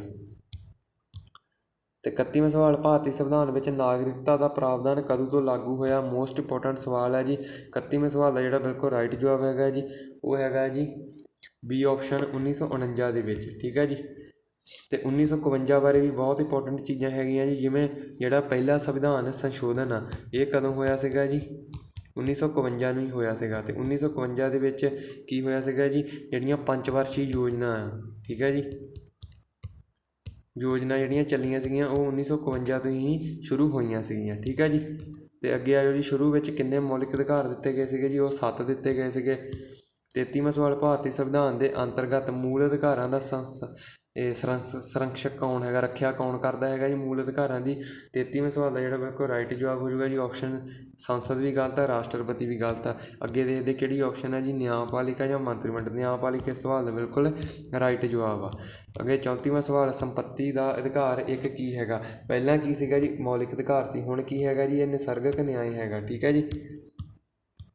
ਕਿਹੜਾ ਮੂਲ ਅਧਿਕਾਰ ਨਹੀਂ ਹੈਗਾ? ਦੇਖੋ, ਸਮਾਨਤਾ ਦਾ ਅਧਿਕਾਰ ਵੀ ਹੈਗਾ, ਸੁਤੰਤਰਤਾ ਵੀ, ਸੰਵਿਧਾਨਿਕ ਵਿਚਾਰਾਂ ਦਾ ਵੀ। ਸੰਪੱਤੀ ਦਾ ਜਿਹੜਾ ਅਧਿਕਾਰ ਆ ਇਹ ਨਹੀਂ ਹੈਗਾ, ਠੀਕ ਹੈ ਜੀ। ਆਪਸ਼ਨ 2 ਇਸ ਸਵਾਲ ਦਾ ਬਿਲਕੁਲ ਰਾਈਟ ਜਵਾਬ ਆ। 36ਵਾਂ ਸਵਾਲ ਆ ਜੀ, ਭਾਰਤੀ ਸੰਵਿਧਾਨ ਵਿੱਚ ਰਾਜਾਂ ਦੇ ਨੀਤੀ ਨਿਰਦੇਸ਼ਕ ਤੱਤ ਗ੍ਰਹਿਣ ਕੀਤੇ ਗਏ ਹਨ, ਕਿਹੜੇ ਦੇਸ਼ ਤੋਂ ਲਏ ਗਏ ਹੈਗੇ ਆ ਜੀ? ਆਇਰਲੈਂਡ ਦੇ ਸੰਵਿਧਾਨ ਤੋਂ ਲਏ ਗਏ ਹੈਗੇ ਆ। ਅਤੇ ਰੂਸ ਦਾ ਤੁਹਾਨੂੰ ਮੈਂ ਦੱਸ ਦਿੱਤਾ ਕੀ ਚੀਜ਼ ਲਈ ਆ। ਬ੍ਰਿਟੇਨ ਦਾ ਤੁਹਾਨੂੰ ਚੰਗੀ ਤਰ੍ਹਾਂ ਜਿਹੜਾ ਐਕਸਪਲੇਨੇਸ਼ਨ ਕਰ ਦਿੱਤਾ ਗਿਆ ਹੈਗਾ ਆ। ਅੱਗੇ 37ਵਾਂ ਸਵਾਲ, ਭਾਰਤੀ ਸਸ਼ਸਤਰ ਸੈਨਾ ਦਾ ਸਰਵਉੱਚ ਕਮਾਂਡਰ ਕੌਣ ਹੁੰਦਾ ਜੀ? ਰਾਸ਼ਟਰਪਤੀ ਹੁੰਦਾ ਹੈਗਾ। ਮੋਸਟ ਇੰਪੋਰਟੈਂਟ ਸਵਾਲ। ਅਤੇ ਉਸ ਤੋਂ ਬਾਅਦ ਅੱਜ ਜੀ 38ਵਾਂ ਸਵਾਲ ਹੈਗਾ ਜੀ, ਜੇਕਰ ਰਾਸ਼ਟਰਪਤੀ ਆਪਣਾ ਤਿਆਗ ਪੱਤਰ ਦੇਣਾ ਚਾਹੇ ਤਾਂ ਉਹ ਤਿਆਗ ਪੱਤਰ ਕਿਸ ਨੂੰ ਦੇਵੇਗਾ? ਉਹ ਦਊਗਾ ਜੀ ਭਾਰਤ ਦੇ ਉਪ ਰਾਸ਼ਟਰਪਤੀ ਨੂੰ, ਠੀਕ ਹੈ ਜੀ। ਜੇਕਰ ਭਾਰਤ ਦਾ ਉਪ ਰਾਸ਼ਟਰਪਤੀ ਵੀ ਹੈ ਨਹੀਂ ਤਾਂ ਫਿਰ ਰਾਸ਼ਟਰਪਤੀ ਕਿਸ ਨੂੰ ਤਿਆਗ ਪੱਤਰ ਦਊਗਾ ਜੀ? ਉਹ ਦਊਗਾ ਜੀ ਮੁੱਖ ਨਿਆਂਧੀਸ਼ ਨੂੰ, ਆਪਸ਼ਨ 1, ਠੀਕ ਹੈ ਜੀ। ਇੱਦਾਂ ਇਸ ਸਵਾਲ ਦਾ ਜਿਹੜਾ ਬਿਲਕੁਲ ਰਾਈਟ ਜਵਾਬ ਹੈ ਜੀ ਆਪਸ਼ਨ 2 ਹੈਗੀ ਆ। ਅਤੇ ਮੁੱਖ ਚੁਣਾਵ ਆਯੁਕਤ ਤੁਹਾਨੂੰ ਮੈਂ ਦੱਸ ਹੀ ਚੁੱਕਾ ਹਾਂ, ਭਾਰਤ ਦੇ ਪ੍ਰਧਾਨ ਮੰਤਰੀ ਨਰਿੰਦਰ ਮੋਦੀ ਹੈਗੇ ਆ। ਅਤੇ ਉਪ ਰਾਸ਼ਟਰਪਤੀ ਜਿਹੜੇ ਕਿਹੜੇ ਆਰਟੀਕਲ ਦੇ ਵਿੱਚ ਆਉਂਦੇ ਹੈਗੇ ਆ ਜੀ, ਉਹ ਵੀ ਇੱਕ ਵਾਰ ਜ਼ਰੂਰ ਦੇਖ ਲਓ। ਜਿਹੜੇ ਭਾਰਤ ਦੇ ਜਿਹੜੇ ਉਪ ਰਾਸ਼ਟਰਪਤੀ, ਰਾਸ਼ਟਰਪਤੀ ਤੁਹਾਨੂੰ ਮੈਂ ਚੰਗੀ ਤਰ੍ਹਾਂ ਦੱਸਤਾ, ਜਿਹੜੇ ਉਪ ਰਾਸ਼ਟਰਪਤੀ ਆ ਜੀ ਉਹ ਆਉਂਦੇ ਹੈਗੇ ਆ ਜੀ ਆਰਟੀਕਲ 63 ਦੇ ਵਿੱਚ, ਠੀਕ ਹੈ ਨਾ। ਆਰਟੀਕਲ 63 ਤੋਂ ਲੈ ਕੇ ਇਹ ਆਉਂਦੇ ਆ ਜੀ ਆਰਟੀਕਲ 73 ਤੱਕ ਜਾਂ 71 ਤੱਕ ਆਉਂਦੇ ਹੈਗੇ ਆ, ਠੀਕ ਹੈ ਨਾ। ਜੇਕਰ ਗੱਲ ਕਰਦੇ ਹਾਂ ਜੀ ਉਪ ਰਾਸ਼ਟਰਪਤੀ ਦੀ, ਭਾਰਤ ਦੇ ਜਿਹੜੇ ਪਹਿਲੇ ਉਪ ਰਾਸ਼ਟਰਪਤੀ ਹੋਏ ਆ ਜੀ ਉਹ ਕੌਣ ਹੋਏ ਆ ਜੀ? ਡਾਕਟਰ ਐਸ ਰਾਧਾ ਕ੍ਰਿਸ਼ਨ ਜੀ, ਠੀਕ ਹੈ ਜੀ। ਇਹ ਵੀ ਤੁਸੀਂ ਜ਼ਰੂਰ ਚੇਤੇ ਰੱਖਣੇ ਹੈਗੇ ਆ ਜੀ, ਪੁੱਛ ਸਕਦਾ ਤੁਹਾਨੂੰ ਪੇਪਰ ਦੇ ਵਿੱਚ। ਜਿਹੜੇ ਜ਼ਾਕਿਰ ਹੁਸੈਨ ਸੀਗੇ ਇਹ ਦੂਸਰੇ ਜਿਹੜੇ ਸੀਗੇ ਜੀ ਉਹ ਕੌਣ ਸੀਗੇ ਜੀ? ਉਪ ਰਾਸ਼ਟਰਪਤੀ ਸੀਗੇ। ਅਤੇ ਬਾਕੀ ਜਿਹੜੇ ਇੰਪੋਰਟੈਂਟ ਹੈਗੇ ਆ ਇਹੀ ਹੈਗੇ ਆ। ਅਤੇ ਜੇਕਰ ਗੱਲ ਕਰਦੇ ਹੈਗੇ ਆ, ਬਸ ਇੰਨੇ ਤੁਸੀਂ ਜ਼ਰੂਰ 2 ਜਿਹੜੇ ਚੇਤੇ ਜ਼ਰੂਰ ਕਰ ਲਓ, ਠੀਕ ਹੈ ਜੀ। ਇਹੀ ਜਿਹੜੇ ਤੁਹਾਡੇ ਆ ਉਹ ਤੁਹਾਨੂੰ ਫਾਇਦਾ ਦੇ ਜੂਗੇ। ਬਾਕੀ ਉਪ ਰਾਸ਼ਟਰਪਤੀ ਦੀ ਜਿਹੜੀ ਉਮਰ ਹੁੰਦੀ ਹੈ ਜੀ, ਕਿੰਨੇ ਸਾਲ ਤੱਕ ਬਣ ਸਕਦਾ ਜੀ? ਕਿੰਨੇ ਸਾਲ ਤੋਂ? 35 ਸਾਲ ਉਮਰ ਜਿਹੜੀ ਹੋਣੀ ਆ ਉਹ ਬਹੁਤ ਜ਼ਰੂਰੀ ਹੈਗੀ ਆ, ਠੀਕ ਹੈ ਜੀ। ਅਤੇ ਜੇਕਰ ਗੱਲ ਕਰਦੇ ਉਪ ਰਾਸ਼ਟਰਪਤੀ ਦਾ ਜਿਹੜਾ ਮਤਲਬ ਇਹ ਚੀਜ਼ ਹੈਗੀ ਹੈ ਕਿਹੜੇ ਦੇਸ਼ ਦੇ ਸੰਵਿਧਾਨ ਤੋਂ ਲਈ ਗਈ ਹੈਗੀ ਹੈ ਜੀ? ਅਮਰੀਕਾ ਦੇ ਸੰਵਿਧਾਨ ਤੋਂ ਲਈ ਗਈ ਹੈਗੀ ਹੈ, ਠੀਕ ਹੈ ਜੀ। ਅਤੇ ਉਸ ਤੋਂ ਬਾਅਦ ਆ ਜਾਓ ਜੀ ਸਵਾਲ ਨੰਬਰ 39ਵਾਂ, ਕਿਸ ਦੀ ਨਿਯੁਕਤੀ ਭਾਰਤ ਦੇ ਰਾਸ਼ਟਰਪਤੀ ਦੁਆਰਾ ਨਹੀਂ ਹੁੰਦੀ?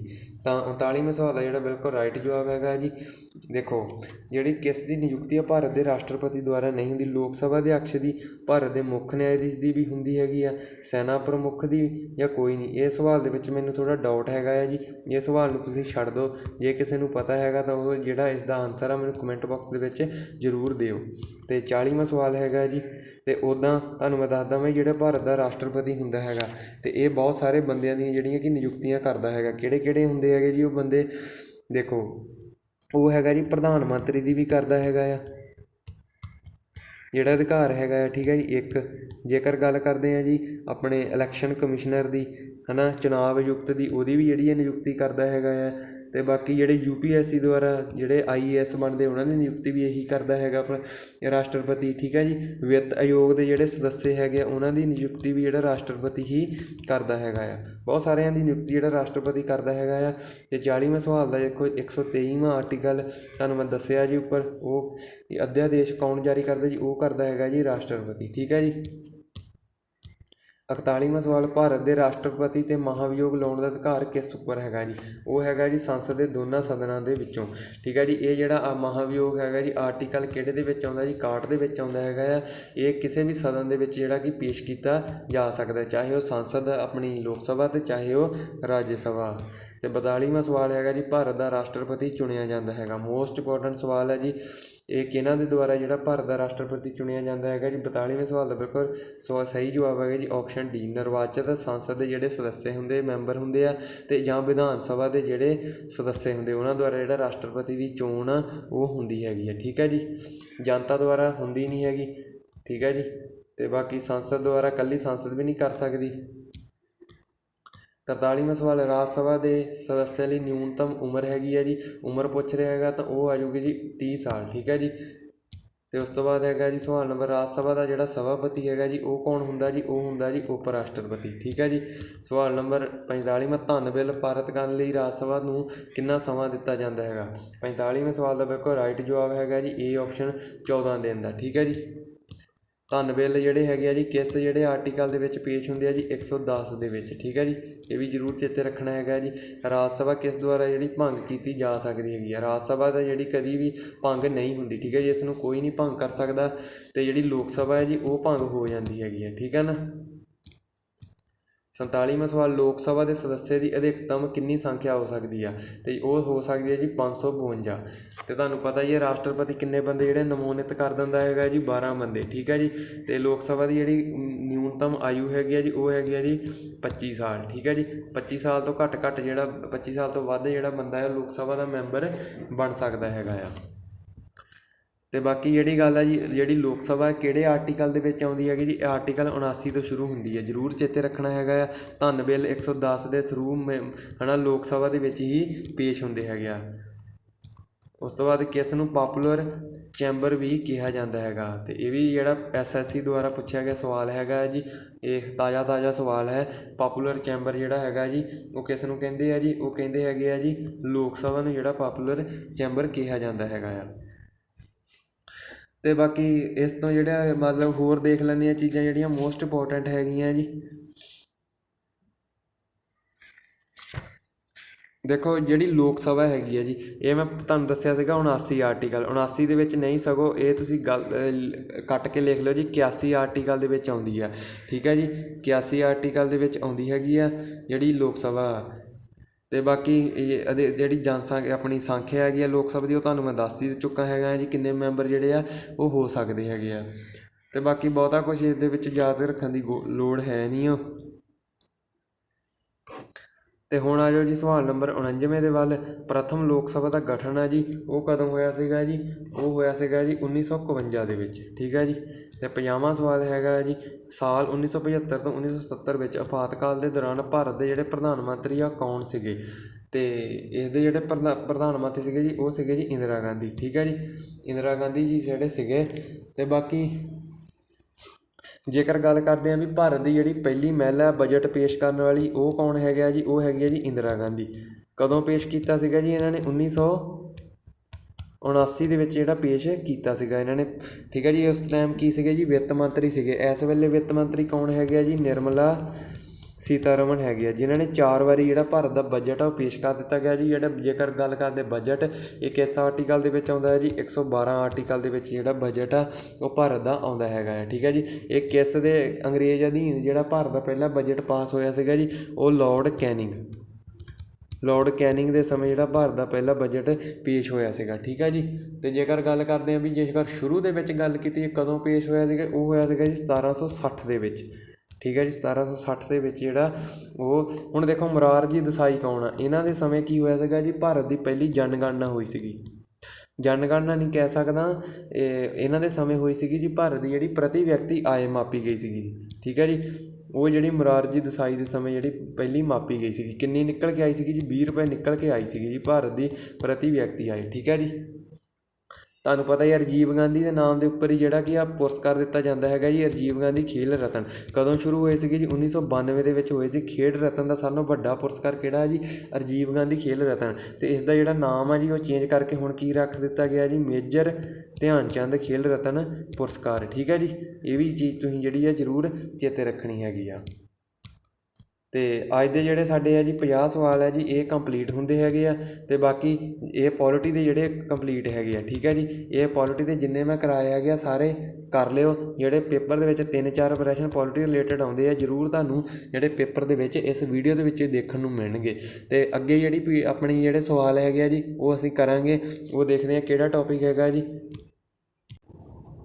ਅਤੇ ਆਹ ਸਾਡਾ ਆ ਗਿਆ ਜੀ ਸਵਾਲ ਨੰਬਰ ਮੁੜ ਕੇ ਹਿਸਟਰੀ ਦੇ ਸਵਾਲ ਹੈਗੇ ਆ ਜੀ। ਮੋਸਟ ਇੰਪੋਰਟੈਂਟ ਸਵਾਲ ਲਿਆਂਦੇ ਹੈਗੇ ਆ। ਠੀਕ ਹੈ ਜੀ। ਇਹ ਵੀ ਜ਼ਰੂਰ ਕਵਰ ਕਰ ਲਿਓ।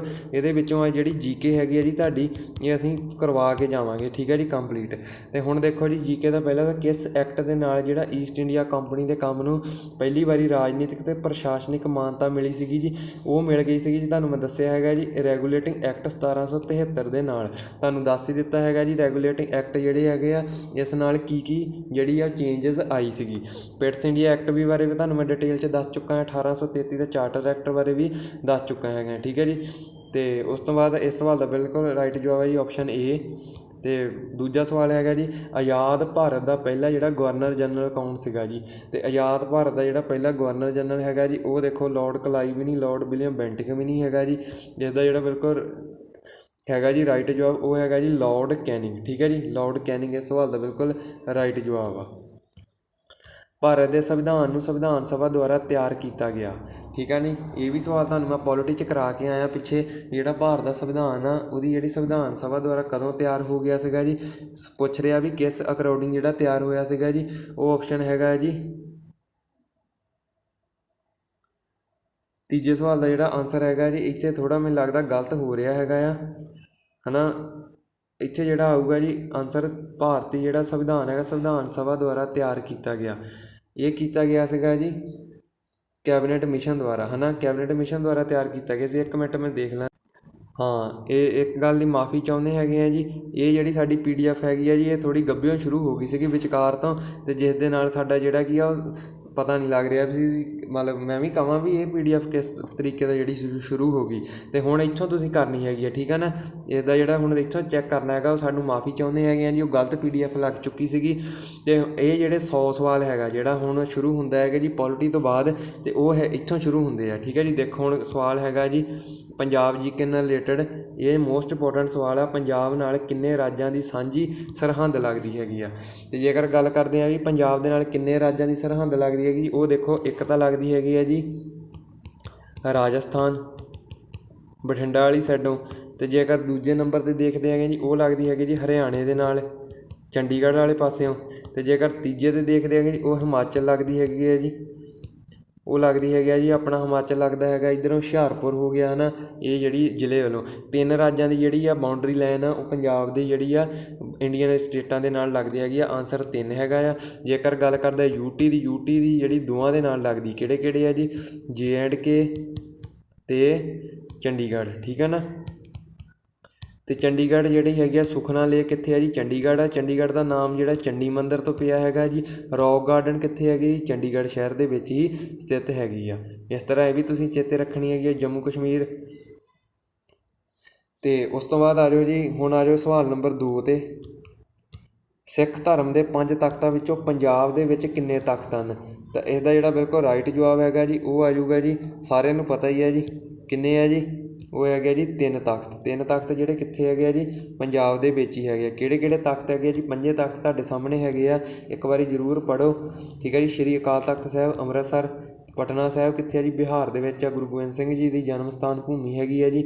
ਇਹ ਅਕਾਲ ਤਖ਼ਤ ਸਾਹਿਬ ਦੇ ਬਾਰੇ ਕੁਝ ਜਾਣ ਲਓ। ਇਹਨਾਂ ਦਾ ਜਿਹੜਾ ਅਕਾਲ ਤਖ਼ਤ 12 ਫੁੱਟ ਉੱਚਾ ਜਿਹੜਾ ਸੀਗਾ ਜੀ ਬਣਵਾਇਆ ਗਿਆ ਸੀ ਸ਼੍ਰੀ ਗੁਰੂ ਹਰਗੋਬਿੰਦ ਸਾਹਿਬ ਜੀ ਦੁਆਰਾ। 1606 ਦੇ ਵਿੱਚ ਬਣਿਆ ਸੀਗਾ ਜੀ ਅਤੇ 9 ਦੇ ਵਿੱਚ ਇਹਦਾ ਕੰਮ ਪੂਰਾ ਹੋ ਗਿਆ ਸੀਗਾ। ਠੀਕ ਹੈ ਨਾ। ਅਤੇ ਹਜ਼ੂਰ ਸਾਹਿਬ ਤੁਹਾਨੂੰ ਪਤਾ ਹੀ ਹੈ ਜੀ ਮਹਾਰਾਸ਼ਟਰ ਦੇ ਵਿੱਚ ਪੈਂਦਾ। ਸ਼੍ਰੀ ਕੇਸਗੜ੍ਹ ਸਾਹਿਬ ਅਨੰਦਪੁਰ ਸਾਹਿਬ ਦੇ ਵਿੱਚ ਅਤੇ ਦਮਦਮਾ ਸਾਹਿਬ ਬਠਿੰਡੇ ਦੇ ਵਿੱਚ ਹੈਗਾ। ਠੀਕ ਹੈ ਜੀ। ਇਹ 5 ਤਖ਼ਤ ਹੋ ਗਏ। ਤੇ ਸਵਾਲ ਨੰਬਰ 3, ਪੰਜਾਬ ਦੇ ਕਿਹੜੇ ਜ਼ਿਲ੍ਹੇ ਵਿੱਚ ਸਭ ਤੋਂ ਜਿਹੜੀ ਘੱਟ ਆ ਉਹ ਸਾਖਰਤਾ ਦਰ ਆ, ਮਤਲਬ ਲਿਟਰੇਸੀ ਰੇਟ ਹੈਗੀ ਆ। ਦੇਖੋ ਕਿਹੜੇ ਜ਼ਿਲ੍ਹੇ ਦੇ ਵਿੱਚ ਜਿਹੜੀ ਪੰਜਾਬ ਦੀ ਸਾਰਿਆਂ ਨਾਲੋਂ ਜਿਹੜੀ ਆ ਉਹ ਘੱਟ ਪੜ੍ਹੇ ਲਿਖੇ ਹੈਗੇ ਆ ਜੀ। ਜੇਕਰ ਗੱਲ ਕਰਦੇ ਸਾਨੂੰ ਵੱਧ ਪੜ੍ਹੇ ਲਿਖਿਆਂ ਦੀ, ਉਹ ਹੈਗਾ ਜੀ ਹੁਸ਼ਿਆਰਪੁਰ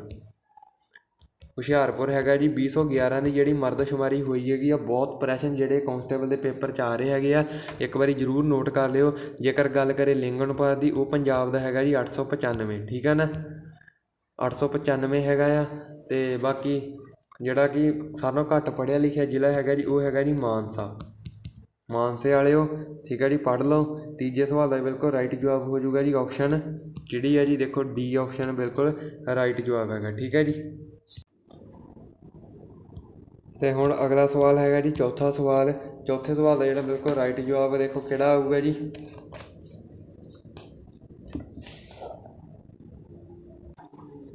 ਗੁਰਮੁਖੀ ਦਾ ਮਿਆਰ ਡੈਸ਼ ਦੁਆਰਾ ਕੀਤਾ ਗਿਆ, ਠੀਕ ਹੈ ਜੀ। ਇੰਪੋਰਟੈਂਟ ਸਵਾਲ ਹੈਗਾ ਜੀ। ਗੁਰਮੁਖੀ ਲਿਪੀ ਤੁਹਾਨੂੰ ਪਤਾ ਹੀ ਹੈ ਜੀ, ਪੰਜਾਬੀ ਭਾਸ਼ਾ ਦੀ ਜਿਹੜੀ ਲਿਪੀ ਹੈਗੀ ਹੈ ਜੀ ਗੁਰਮੁਖੀ ਹੈਗੀ ਆ। ਅਤੇ ਇਸ ਦਾ ਜਿਹੜਾ ਮਿਆਰੀਕਰਨ ਆ ਉਹ ਕਿਹਨਾਂ ਦੁਆਰਾ ਕੀਤਾ ਗਿਆ ਸੀਗਾ ਜੀ, ਉਹ ਕੀਤਾ ਗਿਆ ਸੀਗਾ ਜੀ ਗੁਰੂ ਅੰਗਦ ਦੇਵ ਜੀ ਦੁਆਰਾ। ਗੁਰੂ ਅੰਗਦ ਦੇਵ ਜੀ ਦਾ ਪਹਿਲਾ ਨਾਮ ਕੀ ਸੀਗਾ ਜੀ, ਭਾਈ ਲਹਿਣਾ, ਠੀਕ ਆ ਨਾ। ਇਹ ਵੀ ਜਿਹੜੀ ਤੁਸੀਂ ਜ਼ਰੂਰ ਚੇਤੇ ਰੱਖਣੀ ਆ। ਅਤੇ ਗੁਰੂ ਅੰਗਦ ਦੇਵ ਜੀ ਸਿੱਖਾਂ ਦੇ ਦੂਜੇ ਗੁਰੂ ਹੋਏ ਆ, ਸਾਰਿਆਂ ਨੂੰ ਪਤਾ ਹੀ ਹੈਗਾ, ਠੀਕ ਹੈ ਨਾ। ਅਤੇ ਗੁਰੂ ਅੰਗਦ ਦੇਵ ਜੀ ਬਾਰੇ ਕੁਛ ਜਾਣਕਾਰੀ ਲੈ ਲੈਂਦੇ ਹਾਂ। ਦੇਖੋ ਆਹ ਪ੍ਰਸ਼ਨ ਜਿਹੜਾ ਪੁੱਛ ਚੁੱਕਾ ਪੰਜਾਬ ਪੁਲਿਸ ਦੇ ਪੇਪਰ 'ਚ, ਗੁਰੂ ਅੰਗਦ ਦੇਵ ਜੀ ਦਾ ਜਿਹੜਾ ਜਨਮ ਉਹ ਕਿੱਥੇ ਹੋਇਆ, ਇਹ ਹੋਇਆ ਸੀਗਾ ਜੀ ਮੱਤੇ ਦੀ ਸਰਾਂ ਫਿਰੋਜ਼ਪੁਰ ਦੇ ਵਿੱਚ ਹੈਗਾ ਆ। ਅਤੇ ਇਹਨਾਂ ਦੇ ਕਿਹੜੇ ਹੋਏ ਸੀ, 2 ਪੁੱਤਰ ਸੀਗੇ ਜੀ, 2 ਪੁੱਤਰੀਆਂ ਸੀਗੀਆਂ, ਦਾਸੂ ਜੀ ਅਤੇ ਦਾਤੂ ਜੀ। ਬੀਬੀ ਅਮਰੋ ਅਤੇ ਬੀਬੀ ਅਨੋਖੀ ਜਿਹੜੇ ਗੁਰੂ ਅੰਗਦ ਦੇਵ ਜੀ ਦੇ ਪੁੱਤਰ ਪੁੱਤਰੀਆਂ ਸੀਗੇ, ਠੀਕ ਹੈ ਨਾ। ਉਸ ਤੋਂ ਬਾਅਦ ਹੈਗਾ ਜੀ ਸਵਾਲ ਨੰਬਰ 5, ਖੇਤਰਫਲ ਦੇ ਪੱਖੋਂ ਪੰਜਾਬ ਦਾ ਸਭ ਤੋਂ ਵੱਡਾ ਜ਼ਿਲ੍ਹਾ ਕਿਹੜਾ ਹੈਗਾ ਆ। ਅਤੇ ਜੇਕਰ ਗੱਲ ਕਰਦੇ ਹਾਂ ਖੇਤਰਫਲ ਦੇ ਪੱਖੋਂ ਜੀ, ਤਾਂ 5ਵੇਂ ਸਵਾਲ ਦਾ ਬਿਲਕੁਲ ਰਾਈਟ ਜਵਾਬ ਹੈਗਾ ਜੀ ਲੁਧਿਆਣਾ ਜਿਹੜਾ ਪੰਜਾਬ ਦਾ ਸਾਰਿਆਂ ਨਾਲੋਂ, ਜੇਕਰ ਗੱਲ ਕਰਦੇ ਹਾਂ ਜੀ ਪੰਜਾਬ ਦਾ ਮੈਨਚੈਸਟਰ, ਠੀਕ ਹੈ ਨਾ, ਪੰਜਾਬ ਦਾ ਮੈਨਚੈਸਟਰ ਕਿਸ ਨੂੰ ਕਿਹਾ ਜਾਂਦਾ ਹੈਗਾ ਜੀ, ਉਹ ਵੀ ਲੁਧਿਆਣੇ ਨੂੰ ਹੀ ਕਿਹਾ ਜਾਂਦਾ ਹੈਗਾ ਆ। ਮਾਨਸਾ ਬਾਰੇ ਪੜ੍ਹ ਹੀ ਲਿਆ ਸੀ। ਅਤੇ ਉਸ ਤੋਂ ਬਾਅਦ ਆ ਜਾਓ ਜੀ 6ਵਾਂ ਸਵਾਲ। ਦੇਖੋ ਜੇਕਰ ਗੱਲ ਕਰਦੇ ਹਾਂ ਵੀ ਪੰਜਾਬ ਦਾ ਸਾਰਿਆਂ ਨਾਲੋਂ ਵੱਡਾ ਜ਼ਿਲ੍ਹਾ ਲੁਧਿਆਣਾ ਹੈਗਾ, ਤਾਂ ਸਾਰਿਆਂ ਨਾਲੋਂ ਛੋਟਾ ਕਿਹੜਾ ਹੈਗਾ ਜੀ, ਉਹ ਪਠਾਨਕੋਟ ਹੈਗਾ ਆ, ਠੀਕ ਹੈ ਜੀ। ਪੰਜਾਬ ਵਿੱਚ ਕਿੰਨੇ ਸੰਸਦੀ ਹਲਕੇ ਹਨ, ਠੀਕ ਹੈ ਜੀ, ਜਿਹੜੇ ਸੰਸਦ ਦੇ ਥਰੂ ਜਿਹੜੇ ਲੋਕ ਸਭਾ ਦੇ ਵਿੱਚ ਜਾਂਦੀਆਂ, ਕਿੰਨੀਆਂ ਸੀਟਾਂ ਲੋਕ ਸਭਾ ਦੀਆਂ ਜੀ, 13 ਸੀਟਾਂ ਪੰਜਾਬ ਦੇ ਵਿੱਚ ਹੈਗੀਆਂ ਆ। 7ਵਾਂ ਸਵਾਲ ਹੈਗਾ ਜੀ ਪੰਜਾਬ ਦੀ ਸਭ ਤੋਂ ਵੱਡੀ ਅਨਾਜ ਮੰਡੀ ਕਿਹੜੀ ਹੈਗੀ ਆ। ਤਾਂ 7ਵੇਂ ਸਵਾਲ ਦਾ ਜਿਹੜਾ ਬਿਲਕੁਲ ਰਾਈਟ ਜਵਾਬ ਹੋ ਜਾਊਗਾ ਜੀ ਆਪਸ਼ਨ ਡੀ, ਖੰਨੇ ਦੇ ਵਿੱਚ ਜਿਹੜੀ ਕੀ ਆ ਸਭ ਤੋਂ ਵੱਡੀ ਅਨਾਜ ਮੰਡੀ ਹੈਗੀ ਆ, ਠੀਕ ਹੈ ਜੀ। ਪੰਜਾਬ ਦਾ ਪਹਿਲਾ ਗਵਰਨਰ ਕੌਣ ਸੀਗਾ ਜੀ, ਜਿਸ ਨੂੰ ਰਾਜਪਾਲ ਕਹਿੰਦੇ ਹੈਗੇ ਜੀ, ਉਹ ਸੀਗਾ ਜੀ 8ਵੇਂ ਦਾ ਜਿਹੜਾ ਰਾਈਟ ਜਵਾਬ ਹੈਗਾ ਜੀ ਆਪਸ਼ਨ ਏ, ਚੰਦੂ ਲਾਲ ਮਾਧਵ ਲਾਲ ਤ੍ਰਿਵੇਦੀ, ਠੀਕ ਹੈ ਜੀ। ਅਤੇ ਹੁਣ ਦੇਖ ਲਓ ਜਿਹੜੇ ਦੂਸਰੇ ਗਵਰਨਰ ਸੀਗੇ ਜੀ, ਉਹ ਕੌਣ ਸੀਗੇ ਜੀ, ਚੰਦੇਸ਼ਵਰ ਪ੍ਰਸਾਦ ਨਾਰਾਇਣ ਸਿੰਘ, ਠੀਕ ਹੈ ਜੀ। ਇਹ ਵੀ ਤੁਸੀਂ ਚੇਤੇ ਰੱਖਣੇ ਆ। ਅਤੇ ਇਸ ਵੇਲੇ ਕੌਣ ਹੈਗੇ ਆ ਜੀ, ਬਨਵਾਰੀ ਲਾਲ ਪੁਰੋਹਿਤ ਹੈਗੇ ਆ ਜੀ। ਇਹ ਕਿੰਨਵੇਂ ਆ ਜੀ, 29ਵੇਂ ਆ, ਠੀਕ ਹੈ, 29ਵੇਂ ਨੰਬਰ ਦੇ ਪੰਜਾਬ ਦੇ ਗਵਰਨਰ ਜਨਰਲ ਆ। ਅਤੇ ਉਸ ਤੋਂ ਬਾਅਦ ਹੈਗਾ ਜੀ ਪੰਜਾਬ ਦਾ ਸਭ ਤੋਂ ਵੱਧ ਹੜ੍ਹਾਂ ਨਾਲ ਪ੍ਰਭਾਵਿਤ ਜ਼ਿਲ੍ਹਾ ਕਿਹੜਾ ਆ। ਅਤੇ ਪੰਜਾਬ ਦਾ ਸਾਰਿਆਂ ਨਾਲੋਂ ਵੱਧ ਜਿਹੜਾ ਹੜ੍ਹਾਂ ਨਾਲ ਪ੍ਰਭਾਵਿਤ ਜ਼ਿਲ੍ਹਾ ਆ ਜੀ, ਉਹ ਕਿਹੜਾ ਹੈਗਾ ਜੀ, ਉਹ ਹੈਗਾ ਜੀ ਪਟਿਆਲਾ। ਤੁਹਾਨੂੰ ਲੱਗਦਾ ਜੀ ਘੱਗਰ ਦਰਿਆ।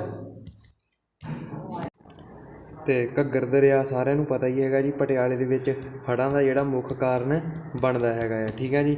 ਅਤੇ ਉਸ ਤੋਂ ਬਾਅਦ ਤੁਹਾਨੂੰ ਪਤਾ ਹੀ ਹੈ ਜੀ ਸਤਲੁਜ ਮੋਸਟ ਇੰਪੋਰਟੈਂਟ ਜਿਹੜਾ ਦਰਿਆ ਹੈਗਾ ਜੀ ਪੰਜਾਬ ਦਾ। ਅਤੇ ਸਤਲੁਜ, ਉਸ ਤੋਂ ਬਾਅਦ ਹੈਗਾ ਜੀ ਬਿਆਸ ਆਉਂਦਾ ਹੈਗਾ ਆ, ਬਿਆਸ, ਅਤੇ ਫਿਰ ਹੈਗਾ ਜੀ ਰਾਵੀ ਕਿੱਥੋਂ ਲੰਘਦਾ ਹੈਗਾ ਜੀ, ਪਠਾਨਕੋਟ ਤੋਂ ਲੰਘਦਾ ਹੈਗਾ ਆ ਜੀ। ਪਠਾਨਕੋਟ ਕਿਹੜਾ ਡੈਮ ਆ ਜੀ ਬਣਿਆ ਇਸ 'ਤੇ, ਉਥੀਨ ਡੈਮ ਬਣਿਆ ਹੋਇਆ, ਜਿਸ ਨੂੰ ਰਣਜੀਤ ਸਾਗਰ ਡੈਮ ਵੀ ਕਹਿੰਦੇ ਆ। ਜੇਕਰ ਗੱਲ ਕਰਦੇ ਹਾਂ ਸਤਲੁਜ ਦਰਿਆ ਦੀ, ਇਸ 'ਤੇ ਕਿਹੜਾ ਡੈਮ ਬਣਿਆ ਹੋਇਆ ਜੀ, ਇਸ 'ਤੇ 2 ਡੈਮ ਬਣੇ ਹੋਏ ਆ ਜੀ, ਭਾਖੜਾ ਡੈਮ, ਠੀਕ ਹੈ ਜੀ, ਭਾਖੜਾ ਡੈਮ ਆ, ਅਤੇ ਇੱਕ ਹੈਗਾ ਜੀ ਨੰਗਲ ਡੈਮ, ਠੀਕ ਹੈ ਜੀ। ਅਤੇ ਉਸ ਤੋਂ ਬਾਅਦ ਹੈਗਾ ਜੀ ਭਾਖੜਾ, ਤੁਹਾਨੂੰ ਪਤਾ ਜੀ ਹਿਮਾਚਲ ਦੇ ਵਿੱਚ ਪੈਂਦਾ, ਨੰਗਲ ਡੈਮ ਕਿੱਥੇ ਪੈਂਦਾ ਜੀ, ਪੰਜਾਬ ਦੇ ਵਿੱਚ ਪੈਂਦਾ ਹੈਗਾ ਆ। ਅਤੇ ਬਾਕੀ ਬਿਆਸ ਤੁਹਾਨੂੰ ਪਤਾ ਹੀ ਹੈ ਜੀ ਕਿੱਥੋਂ ਨਿਕਲਦਾ ਹੈਗਾ ਜੀ, ਬਿਆਸ ਨਿਕਲਦਾ ਹੈਗਾ ਜੀ ਰੋਹਤਾਂਗ ਤੋਂ, ਰੋਹਤਾਂਗ ਦਰੇ ਤੋਂ ਜਿਹੜਾ ਬਿਆਸ ਦਰਿਆ ਨਿਕਲਦਾ ਹੈਗਾ ਆ। ਅਤੇ ਜਿਹੜਾ ਸਤਲੁਜ ਦਰਿਆ ਹੈਗਾ ਜੀ, ਉਹ ਕਿੱਥੋਂ ਨਿਕਲਦਾ ਹੈਗਾ ਹੈ ਜੀ, ਸਤਲੁਜ ਨਿਕਲਦਾ ਹੈਗਾ ਜੀ ਆਪਣਾ ਮਾਨਸਰੋਵਰ ਤੋਂ। ਮਾਨਸਰੋਵਰ ਕਿੱਥੇ ਹੈਗਾ ਜੀ? ਤਿੱਬਤ ਦੇ ਵਿੱਚ ਪੈਂਦਾ ਹੈਗਾ, ਠੀਕ ਹੈ ਜੀ। ਤਿੱਬਤ ਦੇ ਵਿੱਚੋਂ 3 ਦਰਿਆ ਨਿਕਲਦੇ ਹੈਗੇ ਆ ਜੀ। ਸਤਲੁਜ ਨਿਕਲਦਾ ਹੈਗਾ ਜੀ, ਅਤੇ ਜਿਹੜਾ ਸਿੰਧੂ ਨਿਕਲਦਾ ਹੈਗਾ, ਬ੍ਰਹਮਪੁੱਤਰ ਨਿਕਲਦਾ। ਬ੍ਰਹਮਪੁੱਤਰ ਅਸਾਮ ਵੱਲ ਨੂੰ ਚੱਲ ਜਾਂਦਾ, ਸਤਲੁਜ ਆਪਣੇ ਪੰਜਾਬ ਵੱਲ ਨੂੰ ਆ ਜਾਂਦਾ। ਜਿਹੜਾ ਸਿੰਧੂ ਹੈ ਜੀ ਉਹ ਆਪਣੀ ਸਿੰਧੂ ਜਿਹੜਾ ਹੈਗਾ ਜੀ ਉਹ ਕਾਰਗਲ ਵੱਲ ਦੀ ਹੋ ਕੇ ਜਿਹੜਾ ਪਾਕਿਸਤਾਨ ਦੇ ਵਿੱਚ ਜਾ ਮਿਲਦਾ ਹੈਗਾ। ਅਤੇ ਉਸ ਤੋਂ ਬਾਅਦ ਸਵਾਲ ਨੰਬਰ 10ਵੇਂ 'ਤੇ ਆ ਜਾਓ ਜੀ। ਜਦੋਂ ਅੰਗਰੇਜ਼ਾਂ ਨੇ ਪੰਜਾਬ ਨੂੰ ਆਪਣੇ ਨਾਲ ਜੋੜ ਲਿਆ ਤਾਂ ਪੰਜਾਬ ਉੱਤੇ ਕਿਸ ਸ਼ਾਸਕ ਦਾ ਜਿਹੜਾ ਕਿ ਰਾਜ ਸੀਗਾ? ਤੁਹਾਨੂੰ ਸਾਰਿਆਂ ਨੂੰ ਪਤਾ ਹੀ ਹੈ ਜੀ, ਉਸ ਟਾਈਮ ਜਿਹੜਾ 10ਵੇਂ ਦਾ ਇਹ ਰਾਜ ਸੀਗਾ ਜੀ ਉਹ ਸੀਗਾ ਜੀ ਮਹਾਰਾਜਾ ਰਣਜੀਤ ਸਿੰਘ। ਸਗੋਂ ਮਹਾਰਾਜਾ ਰਣਜੀਤ ਸਿੰਘ ਉਸ ਟਾਈਮ ਨਹੀਂ ਸੀਗੇ ਹੈ ਨਾ, ਜਦੋਂ ਰਾਜ ਹੋਇਆ 1849 ਦੇ ਵਿੱਚ ਜਿਹੜਾ ਪੰਜਾਬ ਉੱਪਰ ਉਹ ਕਬਜ਼ਾ ਜਿਹੜਾ ਹੋ ਗਿਆ ਜੀ ਅੰਗਰੇਜ਼ਾਂ ਦਾ ਹੋ ਗਿਆ ਸੀਗਾ, ਠੀਕ ਹੈ ਜੀ। ਅਤੇ ਜਿੰਨਾ ਚਿਰ ਮਹਾਰਾਜਾ ਰਣਜੀਤ ਸਿੰਘ ਰਹੇ ਉਹਨਾਂ ਚਿਰ ਜਿਹੜਾ ਪੰਜਾਬ ਆ ਉਹ ਸੇਫ ਸੀਗਾ, ਠੀਕ ਹੈ ਜੀ। ਅਤੇ ਜਿਹੜੇ ਮਤਲਬ ਆਪਣੀ ਪੰਜਾਬ ਦੀ ਰਾਜਧਾਨੀ ਸੀਗੀ ਜੀ ਉਹ ਰਣਜੀਤ ਸਿੰਘ ਦੇ ਟਾਈਮ ਕਿਹੜੀ ਸੀਗੀ ਜੀ? ਉਹ ਸੀਗੀ ਜੀ ਲਾਹੌਰ ਸੂਬਾ, ਲਾਹੌਰ ਸੂਬਾ, ਠੀਕ ਹੈ ਜੀ। ਜੋ ਆਪਣੇ ਸੀਗੇ ਹਰੀ ਸਿੰਘ ਨਲੂਆ, ਉਹ ਜਿਹੜੇ ਸੀਗੇ ਜੀ ਮਹਾਰਾਜਾ ਰਣਜੀਤ ਸਿੰਘ ਦੇ ਕੌਣ ਸੀਗੇ ਜੀ? ਸੈਨਾਪਤੀ ਸੀਗੇ, ਠੀਕ ਹੈ ਜੀ। ਇਸ ਤਰ੍ਹਾਂ ਇਹ ਵੀ ਜਿਹੜਾ ਕੰਪਲੀਟ ਹੁੰਦਾ ਸਾਡਾ ਪ੍ਰਸ਼ਨ। 11ਵਾਂ ਸਵਾਲ 'ਤੇ ਆਇਓ ਜੀ। ਹੁਣ ਦੇਖੋ, ਹਾਂ 1849 ਨੂੰ ਪੰਜਾਬ 'ਤੇ ਜਿਹੜਾ ਈਸਟ ਇੰਡੀਆ ਨੇ ਕਬਜ਼ਾ ਕਰ ਲਿਆ। 11ਵਾਂ ਸਵਾਲ ਹੈਗਾ ਜੀ, ਆਪਰੇਸ਼ਨ ਫਲੱਡ ਕਿਸ ਨਾਲ ਸੰਬੰਧਿਤ ਹੈਗਾ? ਮੋਸਟ ਇੰਪੋਰਟੈਂਟ ਹੈ ਜੀ। ਦੇਖੋ ਜੇਕਰ ਗੱਲ ਕਰਦੇ ਹੈਗੇ ਹਰੀ ਕ੍ਰਾਂਤੀ ਦੀ, ਠੀਕ ਹੈ ਜੀ। ਹਰੀ ਕ੍ਰਾਂਤੀ ਕਿਹਦੇ ਨਾਲ ਸੰਬੰਧਿਤ ਹੈਗੀ ਹੈ ਜੀ? ਉਹ ਹੈਗੀ ਹੈ ਜੀ ਖੇਤੀ ਦੇ ਨਾਲ ਸੰਬੰਧਿਤ, ਖੇਤੀ ਦੇ ਨਾਲ ਸੰਬੰਧਿਤ ਹੈਗੀ ਆ। ਤਾਂ ਜੇਕਰ ਹੁਣ ਗੱਲ ਕਰਦੇ ਹੈਗੇ ਆ ਜੀ, ਇੱਕ ਤਾਂ ਹੋ ਗਈ ਜੀ ਹਰੀ ਕ੍ਰਾਂਤੀ, ਤਾਂ ਇੱਕ ਹੁੰਦੀ ਹੈ ਜੀ ਸ਼ਵੇਤ ਕ੍ਰਾਂਤੀ, ਠੀਕ ਹੈ ਜੀ। ਸ਼ਵੇਤ ਕ੍ਰਾਂਤੀ ਦਾ ਜਿਹੜਾ ਸੰਬੰਧਿਤ ਹੈਗਾ ਜੀ ਉਹ ਅੰਡੇ ਦੇ ਨਾਲ ਹੈਗਾ ਆ, ਠੀਕ ਹੈ ਜੀ, ਅੰਡੇ ਨਾਲ ਹੈਗਾ ਆ। ਅਤੇ ਗੁਲਾਬੀ ਕ੍ਰਾਂਤੀ ਦਾ ਜਿਹੜਾ ਸੰਬੰਧ ਹੈਗਾ ਜੀ ਉਹ ਕਿਸ ਦੇ ਨਾਲ ਹੈਗਾ ਜੀ? ਉਹ ਹੈਗਾ ਜੀ ਪਿਆਜ਼ ਦੇ ਨਾਲ, ਠੀਕ ਹੈ ਜੀ, ਪਿਆਜ਼ ਦੇ ਨਾਲ ਹੈਗਾ। ਅਤੇ ਜੇਕਰ ਗੱਲ ਕਰਦੇ ਹੈਗੇ ਆਪਰੇਸ਼ਨ ਫਲੱਡ, ਇਹ ਕਿਹਦੇ ਉਤਪਾਦਨ ਦੇ ਵਿੱਚ ਵਾਧਾ ਹੁੰਦਾ ਜੀ? ਦੁੱਧ ਦੇ ਉਤਪਾਦਨ ਦੇ ਵਿੱਚ। ਇਹ ਕਦੋਂ ਹੋਇਆ ਸੀਗਾ ਜੀ? 1970 ਦੇ ਵਿੱਚ, ਠੀਕ ਹੈ ਜੀ। ਹਰੀ ਕ੍ਰਾਂਤੀ ਕਦੋਂ ਆਈ ਸੀਗੀ ਜੀ? 1966 ਦੇ ਵਿੱਚ ਜਿਹੜੀ ਕਿ ਹਰੀ ਕ੍ਰਾਂਤੀ ਆਈ ਸੀਗੀ, ਠੀਕ ਹੈ ਜੀ। ਅਤੇ ਵੱਧ ਤੋਂ ਵੱਧ ਜਿਹੜਾ ਪੰਜਾਬ ਦੇ ਵਿੱਚ ਸਾਰਿਆਂ ਨਾਲੋਂ ਵੱਧ ਜਿਹੜਾ ਉਤਪਾਦਨ ਹੁੰਦਾ ਜੀ ਉਹ ਕੀਨੂ ਦਾ ਹੁੰਦਾ ਹੈ, ਠੀਕ ਹੈ ਜੀ। ਕੀਨੂ ਉਤਪਾਦਨ ਦਾ ਜਿਹੜਾ ਸਾਰਿਆਂ ਨਾਲੋਂ ਵੱਧ ਉਤਪਾਦਨ ਆ ਉਹ ਪੰਜਾਬ ਦੇ ਵਿੱਚ ਹੁੰਦਾ ਹੈਗਾ ਆ। ਅਤੇ ਬਾਕੀ ਮੱਛੀ ਉਤਪਾਦਨ ਇਹਦੀ ਜਿਹੜੀ ਇਹ ਕਿਹੜੀ ਹੈਗੀ ਹੈ ਜੀ? ਇਹ ਹੁੰਦੀ ਹੈ ਜੀ ਨੀਲੀ ਕ੍ਰਾਂਤੀ, ਠੀਕ ਹੈ ਜੀ। ਨੀਲੀ ਕ੍ਰਾਂਤੀ ਕਿਹੜੇ ਖੇਤਰ ਦੇ ਵਿੱਚ ਹੁੰਦੀ ਹੈ ਜੀ? ਮੱਛੀ ਕ੍ਰਾਂਤੀ, ਮੱਛੀ ਦੇ ਵਿੱਚ, ਠੀਕ ਹੈ ਜੀ। ਉਸ ਤੋਂ ਸਵਾਲ ਹੈਗਾ ਜੀ 12ਵਾਂ ਸਵਾਲ, ਮੋਸਟ ਇੰਪੋਰਟੈਂਟ ਸਵਾਲ ਹੈ ਜੀ। ਇਹ ਪ੍ਰਸ਼ਨ ਆਊਗਾ ਜ਼ਰੂਰ। ਦੁਰਗਿਆਣਾ ਮੰਦਿਰ ਦਾ ਜਿਹੜਾ ਨੀਂਹ ਪੱਥਰ ਹੈ ਕਿਸ ਨੇ ਰੱਖਿਆ ਸੀ? ਦੁਰਗਿਆਣਾ ਮੰਦਿਰ ਦਾ ਜਿਹੜਾ ਨੀਂਹ ਪੱਥਰ ਹੈ ਜੀ ਉਹ ਰੱਖਿਆ ਸੀਗਾ ਜੀ ਮਦਨ ਮੋਹਨ ਮਾਲਵੀਆ ਨੇ, ਠੀਕ ਹੈ ਜੀ। 12ਵੇਂ ਸਵਾਲ ਦੀ ਜਿਹੜੀ ਰਾਈਟ ਆਪਸ਼ਨ ਹੈਗੀ ਹੈ ਜੀ ਉਹ ਹੈਗੀ ਹੈ ਜੀ ਆਪਸ਼ਨ ਬੀ, ਮਦਨ ਮੋਹਨ ਮਾਲਵੀਆ। ਅਤੇ ਜੋ ਦੁਰਗਿਆਣਾ ਮੰਦਿਰ ਹੈਗਾ ਆ ਹੈ ਨਾ, ਜੋ ਦੁਰਗਿਆਣਾ ਮੰਦਿਰ ਹੈਗਾ ਜੀ ਇਹ ਸੇਮ ਟੂ ਸੇਮ ਕਿਹਦੇ ਵਰਗਾ ਹੈਗਾ ਜੀ? ਇਹ ਹੈਗਾ ਜੀ ਹਰਿਮੰਦਰ ਸਾਹਿਬ ਵਰਗਾ, ਠੀਕ ਹੈ ਜੀ। ਇਹ ਜ਼ਰੂਰ ਚੇਤੇ ਰੱਖਣਾ, ਬਿਲਕੁਲ ਕਾਪੀ ਹੈਗਾ ਆ। ਅਤੇ ਇਹ ਜਿਹੜਾ ਮਦਨ ਮੋਹਨ ਮਾਲਵੀਆ ਦੁਆਰਾ ਬਣਵਾਇਆ ਗਿਆ ਸੀਗਾ, ਠੀਕ ਹੈ ਜੀ। ਇਹ ਭਾਰਤ ਦੇ ਮੰਦਿਰ ਹੋ ਗਏ, ਭਾਰਤ ਦੀਆਂ ਇਮਾਰਤਾਂ ਹੋ ਗਈਆਂ, ਯੂਨੀਵਰਸਿਟੀਆਂ ਹੋ ਗਈਆਂ, ਸਾਡੀਆਂ ਜਿਹੜੀਆਂ ਵੀਡੀਓ ਹੈਗੀਆਂ ਆ ਉਹ YouTube ਚੈਨਲ 'ਤੇ ਪਈਆਂ ਹੈਗੀਆਂ, ਉਹਨਾਂ ਨੂੰ ਜਾ ਕੇ ਪਲੀਜ਼ ਦੇਖ ਲਓ, ਕਿਉਂਕਿ ਇੱਕ ਅੱਧਾ ਪ੍ਰਸ਼ਨ ਆ ਜਿਹੜਾ ਉਹ ਇਮਾਰਤ ਦੇ ਰਿਲੇਟਡ ਆ ਰਿਹਾ ਹੈਗਾ ਆ। ਅਤੇ ਸਵਾਲ ਨੰਬਰ 13ਵਾਂ ਦੇਖੋ ਜੀ, ਗੁਰੂ ਨਾਨਕ ਦੇਵ ਤਾਪ ਬਿਜਲੀ ਘਰ ਕਿੱਥੇ ਸਥਿਤ ਹੈਗਾ, ਠੀਕ ਹੈ ਜੀ। ਜੇਕਰ ਗੱਲ ਕਰਦੇ ਹੈਗੇ ਆ ਤਾਂ ਥਰਮਲ ਪਲਾਂਟ, ਜਿਹੜਾ ਥਰਮਲ ਪਲਾਂਟ ਹੈ ਜੀ ਉਹ ਕਿੱਥੇ ਹੈਗਾ ਜੀ? ਉਹ ਹੈਗਾ ਜੀ ਬਠਿੰਡਾ ਸ਼ਹਿਰ ਦੇ ਵਿੱਚ, ਠੀਕ ਹੈ ਜੀ। ਅਤੇ ਜਿਹੜਾ ਗੁਰੂ ਨਾਨਕ ਦੇਵ ਤਾਪ ਬਿਜਲੀ ਘਰ ਹੈ ਜੀ ਇਹ ਕਿੱਥੇ ਸਥਿਤ ਹੈਗਾ ਜੀ? ਇਹ ਵੀ ਜਿਹੜਾ ਕਿ ਬਠਿੰਡਾ ਦੇ ਵਿੱਚ ਹੀ ਸਥਿਤ ਹੈਗਾ ਆ। ਅਤੇ ਬਠਿੰਡਾ ਦੇ ਵਿੱਚ ਸਾਰਿਆਂ ਨਾਲੋਂ ਵੱਡਾ ਕੀ ਹੈਗਾ ਜੀ? ਰੇਲਵੇ ਜੰਕਸ਼ਨ ਵੀ ਜਿਹੜਾ ਬਠਿੰਡਾ ਦੇ ਵਿੱਚ ਸਾਰਿਆਂ ਨਾਲੋਂ ਵੱਡਾ ਹੈਗਾ, ਠੀਕ ਹੈ। ਜੇਕਰ ਗੱਲ ਕਰਦੇ ਹਾਂ ਜੀ ਭਾਰਤ ਦੀ ਸਾਰਿਆਂ ਨਾਲੋਂ ਵੱਡੀ ਫੌਜ ਵਾਲਿਆਂ ਦੀ ਛਾਉਣੀ ਜਿਹੜੀ ਹੈਗੀ ਜੀ ਉਹ ਵੀ ਕਿੱਥੇ ਹੈਗੀ ਜੀ? ਉਹ ਵੀ ਬਠਿੰਡੇ ਦੇ ਵਿੱਚ ਹੀ ਹੈਗੀ ਆ। ਸਵਾਲ ਨੰਬਰ 14ਵਾਂ, ਪੰਜਾਬ ਦੀ ਕੋਇਲ ਕਿਸ ਨੂੰ ਕਿਹਾ ਜਾਂਦਾ ਹੈਗਾ? ਮੋਸਟ ਇੰਪੋਰਟੈਂਟ ਸਵਾਲ ਹੈਗਾ ਜੀ। ਖੁਸ਼ਵੰਤ ਸਿੰਘ, ਪ੍ਰਕਾਸ਼ ਕੌਰ, ਸਤਵਿੰਦਰ ਸਤੀ, ਇਹਨਾਂ ਵਿੱਚੋਂ ਕੋਈ ਵੀ ਨਹੀਂ ਹੈਗਾ ਜੀ। ਇਹਦਾ ਜਿਹੜਾ ਰਾਈਟ ਜਵਾਬ ਹੈਗਾ ਜੀ ਉਹ ਹੋਊਗਾ ਜੀ ਸੁਰਿੰਦਰ ਕੌਰ, ਠੀਕ ਹੈ ਜੀ। ਪੰਜਾਬ ਦੀ ਕੋਇਲ ਕਿਹਾ ਜਾਂਦਾ ਹੈਗਾ। ਜੇਕਰ ਗੱਲ ਕਰਦੇ ਵੀ ਇੰਡੀਆ ਦੀ, ਭਾਰਤ ਦੀ ਕੋਇਲ ਕਿਹਨੂੰ ਕਿਹਾ ਜਾਂਦਾ ਹੈਗਾ ਜੀ? ਉਹ ਕਿਹਾ ਜਾਂਦਾ ਹੈਗਾ ਜੀ ਲਤਾ ਮੰਗੇਸ਼ਕਰ ਨੂੰ, ਜੋ ਇਸ ਵੇਲੇ ਇਸ ਸੰਸਾਰ ਦੇ ਉੱਪਰ ਹੈ ਨਹੀਂ ਉਹ, ਠੀਕ ਹੈ ਜੀ, ਲਤਾ ਮੰਗੇਸ਼ਕਰ ਜੀ, ਠੀਕ ਹੈ ਜੀ, ਜਿਨ੍ਹਾਂ ਨੂੰ ਇੰਡੀਆ ਦੀ ਕੋਕਿਲਾ ਵੀ ਕਿਹਾ ਜਾਂਦਾ ਹੈਗਾ ਆ। ਅਤੇ ਸਵਾਲ ਨੰਬਰ ਆ ਜੋ ਜੀ 15ਵਾਂ, ਆ ਦੇਖੋ, ਭਾਰਤ ਦੀ ਕੋਇਲ ਜਿਹੜੀ ਲਤਾ ਮੰਗੇਸ਼ਕਰ ਨੂੰ ਕਿਹਾ ਜਾਂਦਾ ਹੈ। ਭਾਰਤ ਦੀ ਸਭ ਤੋਂ ਵੱਡੀ ਸਿੰਚਾਈ ਨਹਿਰ ਕਿਹੜੀ ਆ? ਮੋਸਟ ਇੰਪੋਰਟੈਂਟ ਸਵਾਲ ਆ, ਠੀਕ ਆ ਜੀ। ਅਤੇ ਇਹ ਹੈਗੀ ਆ ਜੀ ਇੰਦਰਾ ਗਾਂਧੀ ਕੈਨਾਲ, ਠੀਕ ਹੈ। ਇੰਦਰਾ ਗਾਂਧੀ ਨਹਿਰ ਜਿਹੜੀ ਭਾਰਤ ਦੀ ਸਾਰਿਆਂ ਨਾਲੋਂ ਵੱਡੀ ਸਿੰਚਾਈ ਨਹਿਰ ਹੈਗੀ ਆ। ਇਹ ਜਿਹੜੀ ਨਹਿਰ ਹੈਗੀ ਹੈ ਜੀ ਕਿੱਥੋਂ ਨਿਕਲਦੀ ਹੈਗੀ ਹੈ ਜੀ? ਹਰੀਕੇ ਪੱਤਣ ਤੋਂ, ਹਰੀਕੇ ਬਰਾਜ, ਹਰੀਕੇ ਪੱਤਣ ਕਹਿ ਸਕਦੇ ਹੈਗੇ ਆ ਜੀ, ਨਿਕਲਦੀ ਹੈਗੀ ਆ ਜੀ। ਕਿੱਥੇ ਪੈਂਦਾ ਹੈਗਾ ਜੀ? ਇਹ ਤਰਨ ਤਾਰਨ ਸ਼ਹਿਰ ਦੇ ਵਿੱਚ ਇਹ ਜ਼ਿਲ੍ਹੇ ਦੇ ਵਿੱਚ ਪੈਂਦਾ ਹੈਗਾ ਜੀ ਹਰੀਕੇ ਪੱਤਣ। ਉੱਥੋਂ ਜਿਹੜੀ ਆ ਬਿਆਸ ਅਤੇ ਸਤਲੁਜ ਦਰਿਆ ਆ ਕੀ ਆ ਜੀ ਆਪਸ ਦੇ ਵਿੱਚ ਮਿਲਦੇ ਹੈਗੇ ਆ। ਉਸ ਸਥਾਨ ਤੋਂ ਜਿਹੜੀ ਇੰਦਰਾ ਗਾਂਧੀ ਨਹਿਰ ਨਿਕਲੀ ਗਈ ਹੈਗੀ ਆ। ਅਤੇ ਆਓ ਜਾਣਦੇ ਹਾਂ ਕੁਛ ਇੰਦਰਾ ਗਾਂਧੀ ਨਹਿਰ ਬਾਰੇ ਮੇਨ ਇੰਪੋਰਟੈਂਟ ਟੋਪਿਕ, ਇੰਪੋਰਟੈਂਟ ਜਾਣਕਾਰੀ। ਦੇਖੋ ਰਾਜਸਥਾਨ ਨਹਿਰ ਨਾਲ ਵੀ ਇਸ ਨੂੰ ਜਾਣਿਆ ਜਾਂਦਾ ਹੈਗਾ ਜੀ। 650 ਕਿਲੋਮੀਟਰ ਦੀ ਲੰਬਾਈ ਆ, ਸਾਰਿਆਂ ਨਾਲੋਂ ਇੰਡੀਆ ਦੀ ਲੰਬੀ ਨਹਿਰ ਹੈਗੀ ਆ। ਅਤੇ ਹਰੀਕੇ ਤੋਂ ਇਹ ਨਹਿਰ ਨਿਕਲਦੀ ਹੈਗੀ ਆ। 1958 ਵਿੱਚ ਬਣ ਕੇ ਤਿਆਰ ਹੋਈ ਸੀਗੀ, ਠੀਕ ਹੈ ਜੀ। ਇਸ ਨੇ ਰਾਜਸਥਾਨ ਵਿੱਚ ਕੀ ਲਿਆਂਦਾ ਜੀ, ਹਰੀ ਕ੍ਰਾਂਤੀ ਲਿਆਂਦੀ ਸੀਗੀ, ਠੀਕ ਹੈ ਜੀ। ਇਹ ਜ਼ਰੂਰ ਚੇਤੇ ਰੱਖਣੀ ਹੈਗੀ ਜੀ ਇੰਦਰਾ ਗਾਂਧੀ ਨਹਿਰ। ਅਤੇ ਉਸ ਤੋਂ ਬਾਅਦ ਹੈਗਾ ਜੀ 16ਵਾਂ ਸਵਾਲ, ਪੰਜਾਬ ਵਿੱਚ ਕਿੰਨੇ ਰਾਸ਼ਟਰੀ ਰਾਜਮਾਰਗ ਲੰਘਦੇ ਹਨ। ਅਤੇ ਇਹ ਜਿਹੜੇ ਲੰਘਦੇ ਹੈਗੇ ਆ ਜੀ, ਕਿੰਨੇ ਲੰਘਦੇ ਹੈਗੇ ਆ ਜੀ, ਇਹ ਲੰਘਦੇ ਹੈਗੇ ਜੀ 13। ਅਤੇ ਦੇਖੋ ਆਪਸ਼ਨ ਬੀ ਵੀ 13 ਹੀ ਹੈਗੀ ਆ ਜੀ, ਦੋਨੇ ਜਿਹੜੀਆਂ ਰਾਈਟ ਆਪਸ਼ਨ ਹੈਗੀਆਂ। ਅਤੇ ਜੇਕਰ ਗੱਲ ਕਰਦੇ ਹਾਂ ਜੀ ਭਾਰਤ ਦਾ ਸਾਰਿਆਂ ਨਾਲੋਂ ਵੱਡਾ ਜਿਹੜਾ NH ਮਾਰਗ ਹੈਗਾ, ਨੈਸ਼ਨਲ ਹਾਈਵੇ, ਉਹ ਕਿਹੜਾ ਹੈਗਾ ਜੀ, ਉਹ ਹੈਗਾ ਜੀ NH 44। 144 ਨਹੀਂ, ਇਕੱਲਾ ਹੀ 44 ਹੈ ਜੀ, NH 44, ਠੀਕ ਹੈ ਜੀ। ਇਹ ਜਿਹੜਾ ਕਿੱਥੋਂ ਤੋਂ ਕਿੱਥੇ ਤੱਕ ਹੈਗਾ ਜੀ, ਇਹ ਕੰਨਿਆ ਕੁਮਾਰੀ ਤੋਂ ਲੈ ਕੇ ਭਾਰਤ ਦੇ ਕਸ਼ਮੀਰ ਤੱਕ ਜਿਹੜਾ ਕਿ ਜੋੜਦਾ ਹੈਗਾ, ਠੀਕ ਹੈ ਜੀ। ਐਡਾ ਇਹ ਲੰਬਾ ਜਿਹੜਾ ਰੋਡ ਆ ਉਹ ਹੈਗਾ ਆ। ਅਤੇ ਉਸ ਤੋਂ ਬਾਅਦ ਹੈਗਾ ਜੀ 17ਵਾਂ, ਉਤਪਾਦਨ ਵਿੱਚ ਪੰਜਾਬ ਭਾਰਤ ਦੇ ਬਾਕੀ ਰਾਜਾਂ ਤੋਂ ਉੱਪਰ ਹੈਗਾ। ਮੈਂ ਤੁਹਾਨੂੰ ਦੱਸਿਆ ਹੈਗਾ ਜੀ ਕਿੰਨੂ ਦੇ ਉਤਪਾਦਨ ਵਿੱਚ ਜਿਹੜਾ ਪੰਜਾਬ ਆ ਭਾਰਤ ਦੇ ਬਾਕੀ ਰਾਜਾਂ ਤੋਂ ਉੱਪਰ ਹੈਗਾ ਆ। 18ਵਾਂ ਸਵਾਲ ਜੀ, ਜਦੋਂ ਸਿਕੰਦਰ ਨੇ ਪੰਜਾਬ 'ਤੇ ਹਮਲਾ ਕੀਤਾ ਤਾਂ ਪੰਜਾਬ ਦਾ ਰਾਜਾ ਕੌਣ ਸੀ। ਦੇਖੋ ਉਹ ਸੀਗਾ ਜੀ ਰਾਜਾ ਪੋਰਸ, ਪਹਿਲੀ ਆਪਸ਼ਨ ਹੀ ਹੈਗੀ ਹੈ ਜੀ। ਅਤੇ ਬਹੁਤ ਸਾਰਿਆਂ ਨੇ ਗਾਣਾ ਵੀ ਸੁਣਿਆ ਹੋਊਗਾ ਜੀ, ਇਹ ਟੱਕਰ ਗਿਆ ਮੂਹਰੇ ਪੋਰਸ, ਇੱਦਾਂ ਹੀ ਕੁਛ ਹੈਗਾ ਆ। ਅਤੇ ਇਹ ਜਿਹੜਾ ਯੁੱਧ ਹੋਇਆ ਸੀਗਾ ਜੀ, 326 ਈਸਾ ਪੂਰਵ ਦੇ ਵਿੱਚ ਜਿਹੜਾ ਹੋਇਆ ਸੀਗਾ, ਠੀਕ ਹੈ ਜੀ। ਇਸ ਨੂੰ ਕਿਸ ਦੇ ਯੁੱਧ ਨਾਮ ਜਾਣਿਆ ਜਾਂਦਾ ਹੈਗਾ ਜੀ, ਹਾਈ ਡੈਸੀਪੀਜ਼ ਦੇ ਯੁੱਧ ਦੇ ਨਾਮ ਨਾਲ ਵੀ ਜਿਹੜਾ ਇਸ ਨੂੰ ਜਾਣਿਆ ਜਾਂਦਾ ਹੈਗਾ, ਠੀਕ ਹੈ ਜੀ। ਅਤੇ ਉਸ ਤੋਂ ਬਾਅਦ ਹੈਗਾ ਜੀ 19ਵਾਂ ਸਵਾਲ। ਦੇਖੋ ਇੱਕ ਹੋਰ ਇੰਪੋਰਟੈਂਟ ਚੀਜ਼ ਲਿਖ ਲਓ ਵੀ ਜਿਹੜਾ ਸਿਕੰਦਰ ਹੈਗਾ ਕਿੱਥੇ ਦਾ ਸ਼ਾਸਕ ਸੀਗਾ ਜੀ, ਇਹ ਸੀਗਾ ਜੀ ਬੇਬੀਲੋਨ ਦਾ। ਬੇਬੀਲੋਨ ਦਾ ਨਹੀਂ, ਇਹ ਸੀਗਾ ਜੀ, ਇਸ ਦੀ ਜਿਹੜੀ ਮੌਤ ਹੈ ਜੀ ਉਹ ਬੇਬੀਲੋਨ ਦੇ ਵਿੱਚ ਹੋਈ ਸੀਗੀ, ਠੀਕ ਹੈ ਨਾ। ਬੇਬੀਲੋਨ ਦੇ ਵਿੱਚ ਜਿਹੜੀ ਇਸ ਦੀ ਮੌਤ ਸਿਕੰਦਰ ਦੀ ਹੋ ਗਈ ਸੀਗੀ। ਅਤੇ 19ਵਾਂ ਸਵਾਲ ਹੈਗਾ ਜੀ, ਪੰਜਾਬ ਦਾ ਸਭ ਤੋਂ ਵੱਡਾ ਮਿਲਕ ਪਲਾਂਟ ਕਿੱਥੇ ਹੈਗਾ ਜੀ। ਜਿਹੜਾ ਪੰਜਾਬ ਦਾ ਸਾਰਿਆਂ ਨਾਲੋਂ ਵੱਡਾ ਮਿਲਕ ਪਲਾਂਟ ਹੈ ਜੀ, ਉਹ ਹੈਗਾ ਜੀ ਮੋਗੇ ਸ਼ਹਿਰ ਦੇ ਵਿੱਚ, ਠੀਕ ਹੈ ਜੀ। ਮੋਗੇ ਦੇ ਵਿੱਚ ਪੰਜਾਬ ਦਾ ਮਿਲਕ ਪਲਾਂਟ ਸਾਰਿਆਂ ਨਾਲੋਂ ਵੱਡਾ ਆ। ਪੰਜਾਬ ਵਿੱਚ ਕਿਸ ਤਰ੍ਹਾਂ ਨਾਲ ਆਪਣੀਆਂ ਹੱਦਾਂ ਸਾਂਝੀਆਂ ਨਹੀਂ ਕਰਦਾ, ਜਿਹੜਾ ਪੰਜਾਬ ਰਾਜ ਆ ਕਿਸ ਨਾਲ ਆਪਣੀਆਂ ਜਿਹੜੀਆਂ ਹੱਦਾਂ ਸਾਂਝੀਆਂ ਨਹੀਂ ਕਰਦਾ।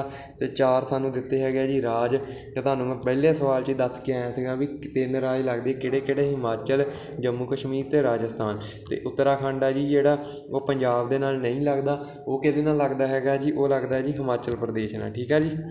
ਇਹ ਚੀਜ਼ ਤੁਸੀਂ ਚੇਤੇ ਰੱਖਣੀ ਹੈਗੀ ਹੈ ਜੀ।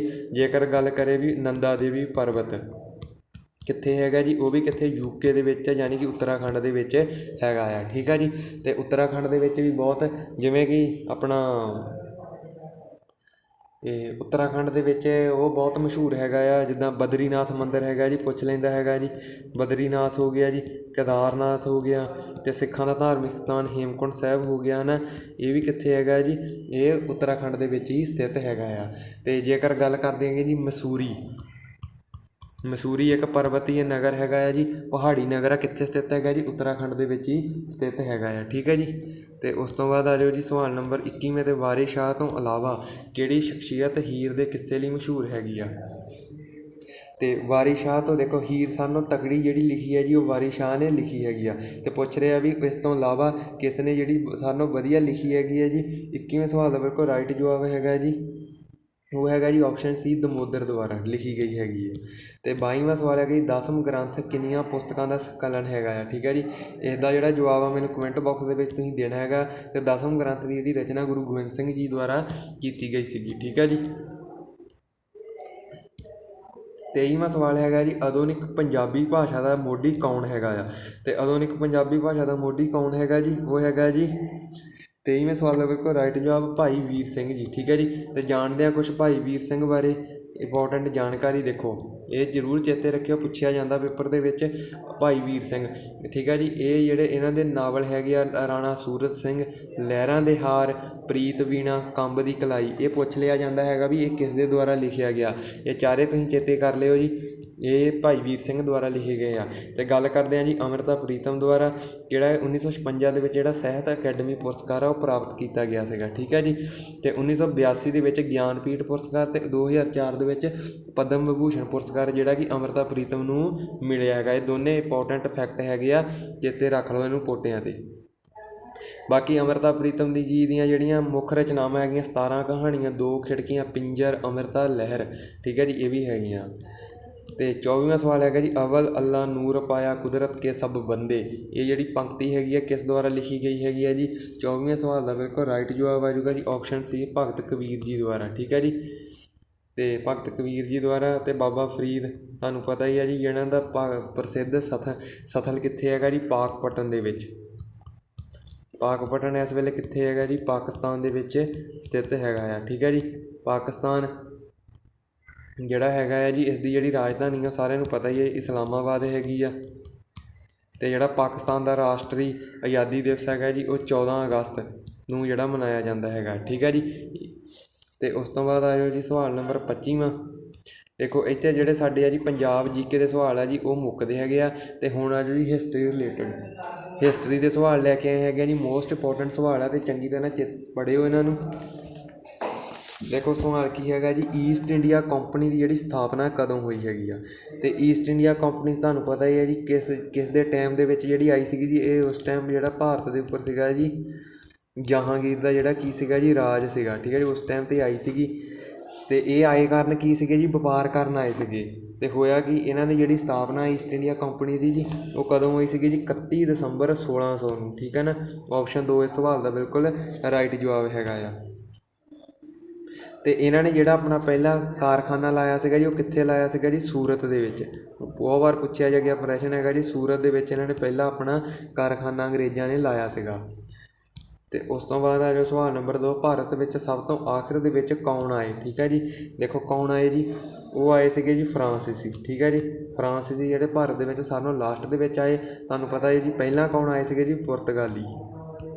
ਕਦੋਂ ਆਏ ਸੀਗੇ ਜੀ, 1498 ਦੇ ਵਿੱਚ ਆਏ ਸੀਗੇ। 1600 'ਚ ਤੁਹਾਨੂੰ ਪਤਾ ਹੀ ਹੈ ਜੀ ਅੰਗਰੇਜ਼ ਵੀ ਆ ਗਏ, ਹੈ ਨਾ, ਜਿਹੜੇ ਡੱਚ ਵੀ ਆਏ ਸੀਗੇ ਜੀ। ਅਤੇ ਉਸ ਤੋਂ ਬਾਅਦ ਜਿਹੜੇ ਫਰਾਂਸੀਸੀ ਆ ਜੀ ਉਹ ਆਏ ਸੀਗੇ ਜੀ ਲਾਸਟ ਦੇ ਵਿੱਚ ਇਹਨਾਂ ਸਾਰਿਆਂ ਤੋਂ। ਅਤੇ ਕਿਹੜੀ ਲੜਾਈ ਵਿੱਚ ਅੰਗਰੇਜ਼ਾਂ ਨੇ ਡੱਚਾਂ ਨੂੰ ਬੁਰੀ ਤਰ੍ਹਾਂ ਹਰਾ ਤਾ, ਮਤਲਬ ਅੰਗਰੇਜ਼ਾਂ ਨੇ ਡੱਚਾਂ ਨੂੰ ਹਰਾਇਆ ਸੀਗਾ ਜੀ, ਉਹ ਲੜਾਈ ਸੀਗੀ ਜੀ, ਇਹ ਸੀਗੀ ਜੀ ਬੈਟਲ ਆਫ ਬਧੇਰਾ। ਬੈਟਲ ਆਫ ਬਧੇਰਾ ਦੀ ਜਿਹੜੀ ਫਾਈਟ ਸੀਗੀ ਜੀ, ਉਸ ਦੇ ਵਿੱਚ ਅੰਗਰੇਜ਼ਾਂ ਨੇ ਡੱਚਾਂ ਨੂੰ ਹਰਾ ਤਾ ਸੀਗਾ। ਅਤੇ ਉਸ ਤੋਂ ਬਾਅਦ ਹੈਗਾ ਜੀ ਸਵਾਲ ਨੰਬਰ ਸਾਡਾ ਚੌਥਾ, ਕਿਹੜੀ ਲੜਾਈ ਵਿੱਚ ਅੰਗਰੇਜ਼ਾਂ ਨੇ ਕੀ ਕੀਤਾ ਸੀਗਾ ਜੀ, ਫਰਾਂਸੀਸੀਆਂ ਨੂੰ ਹਰਾਇਆ ਸੀ। ਬਧੇਰਾ ਦੇ ਵਿੱਚ ਤਾਂ ਹਰਾਇਆ ਸੀਗਾ ਜੀ ਡੱਚਾਂ ਨੂੰ, ਅਤੇ ਹੁਣ ਹੈਗਾ ਜੀ ਫਰਾਂਸੀਸੀਆਂ ਨੂੰ ਲੜਾਇਆ ਗਿਆ ਸੀਗਾ ਜੀ, ਉਹ ਬੈਟਲ ਆਫ ਕਿਹੜਾ ਸੀਗਾ ਜੀ, ਵਾਡੀਵਾਸ। ਕਿਸ ਟਾਈਮ ਯੁੱਧ ਹੋਇਆ ਸੀਗਾ ਜੀ, 1760 ਦੇ ਵਿੱਚ ਜਿਹੜਾ ਕਿ ਇਹਨਾਂ ਦਾ ਯੁੱਧ ਹੋਇਆ ਸੀ, ਠੀਕ ਹੈ ਜੀ। ਅਤੇ ਉਸ ਤੋਂ ਬਾਅਦ ਸਵਾਲ ਨੰਬਰ 5ਵਾਂ ਹੈਗਾ ਜੀ, ਪਲਾਸੀ ਦੀ ਲੜਾਈ ਕਦੋਂ ਹੋਈ ਸੀਗੀ। ਪਲਾਸੀ ਦੀ ਲੜਾਈ ਜਿਹੜੀ 23 ਜੂਨ 1757 ਈਸਵੀ ਨੂੰ ਜਿਹੜੀ ਹੋਈ ਸੀਗੀ, ਠੀਕ ਹੈ ਜੀ। ਇਹ ਵੀ ਜ਼ਰੂਰ ਚੇਤੇ ਰੱਖਣੀ ਹੈਗੀ ਹੈ ਜੀ ਪਲਾਸੀ ਦੀ ਲੜਾਈ।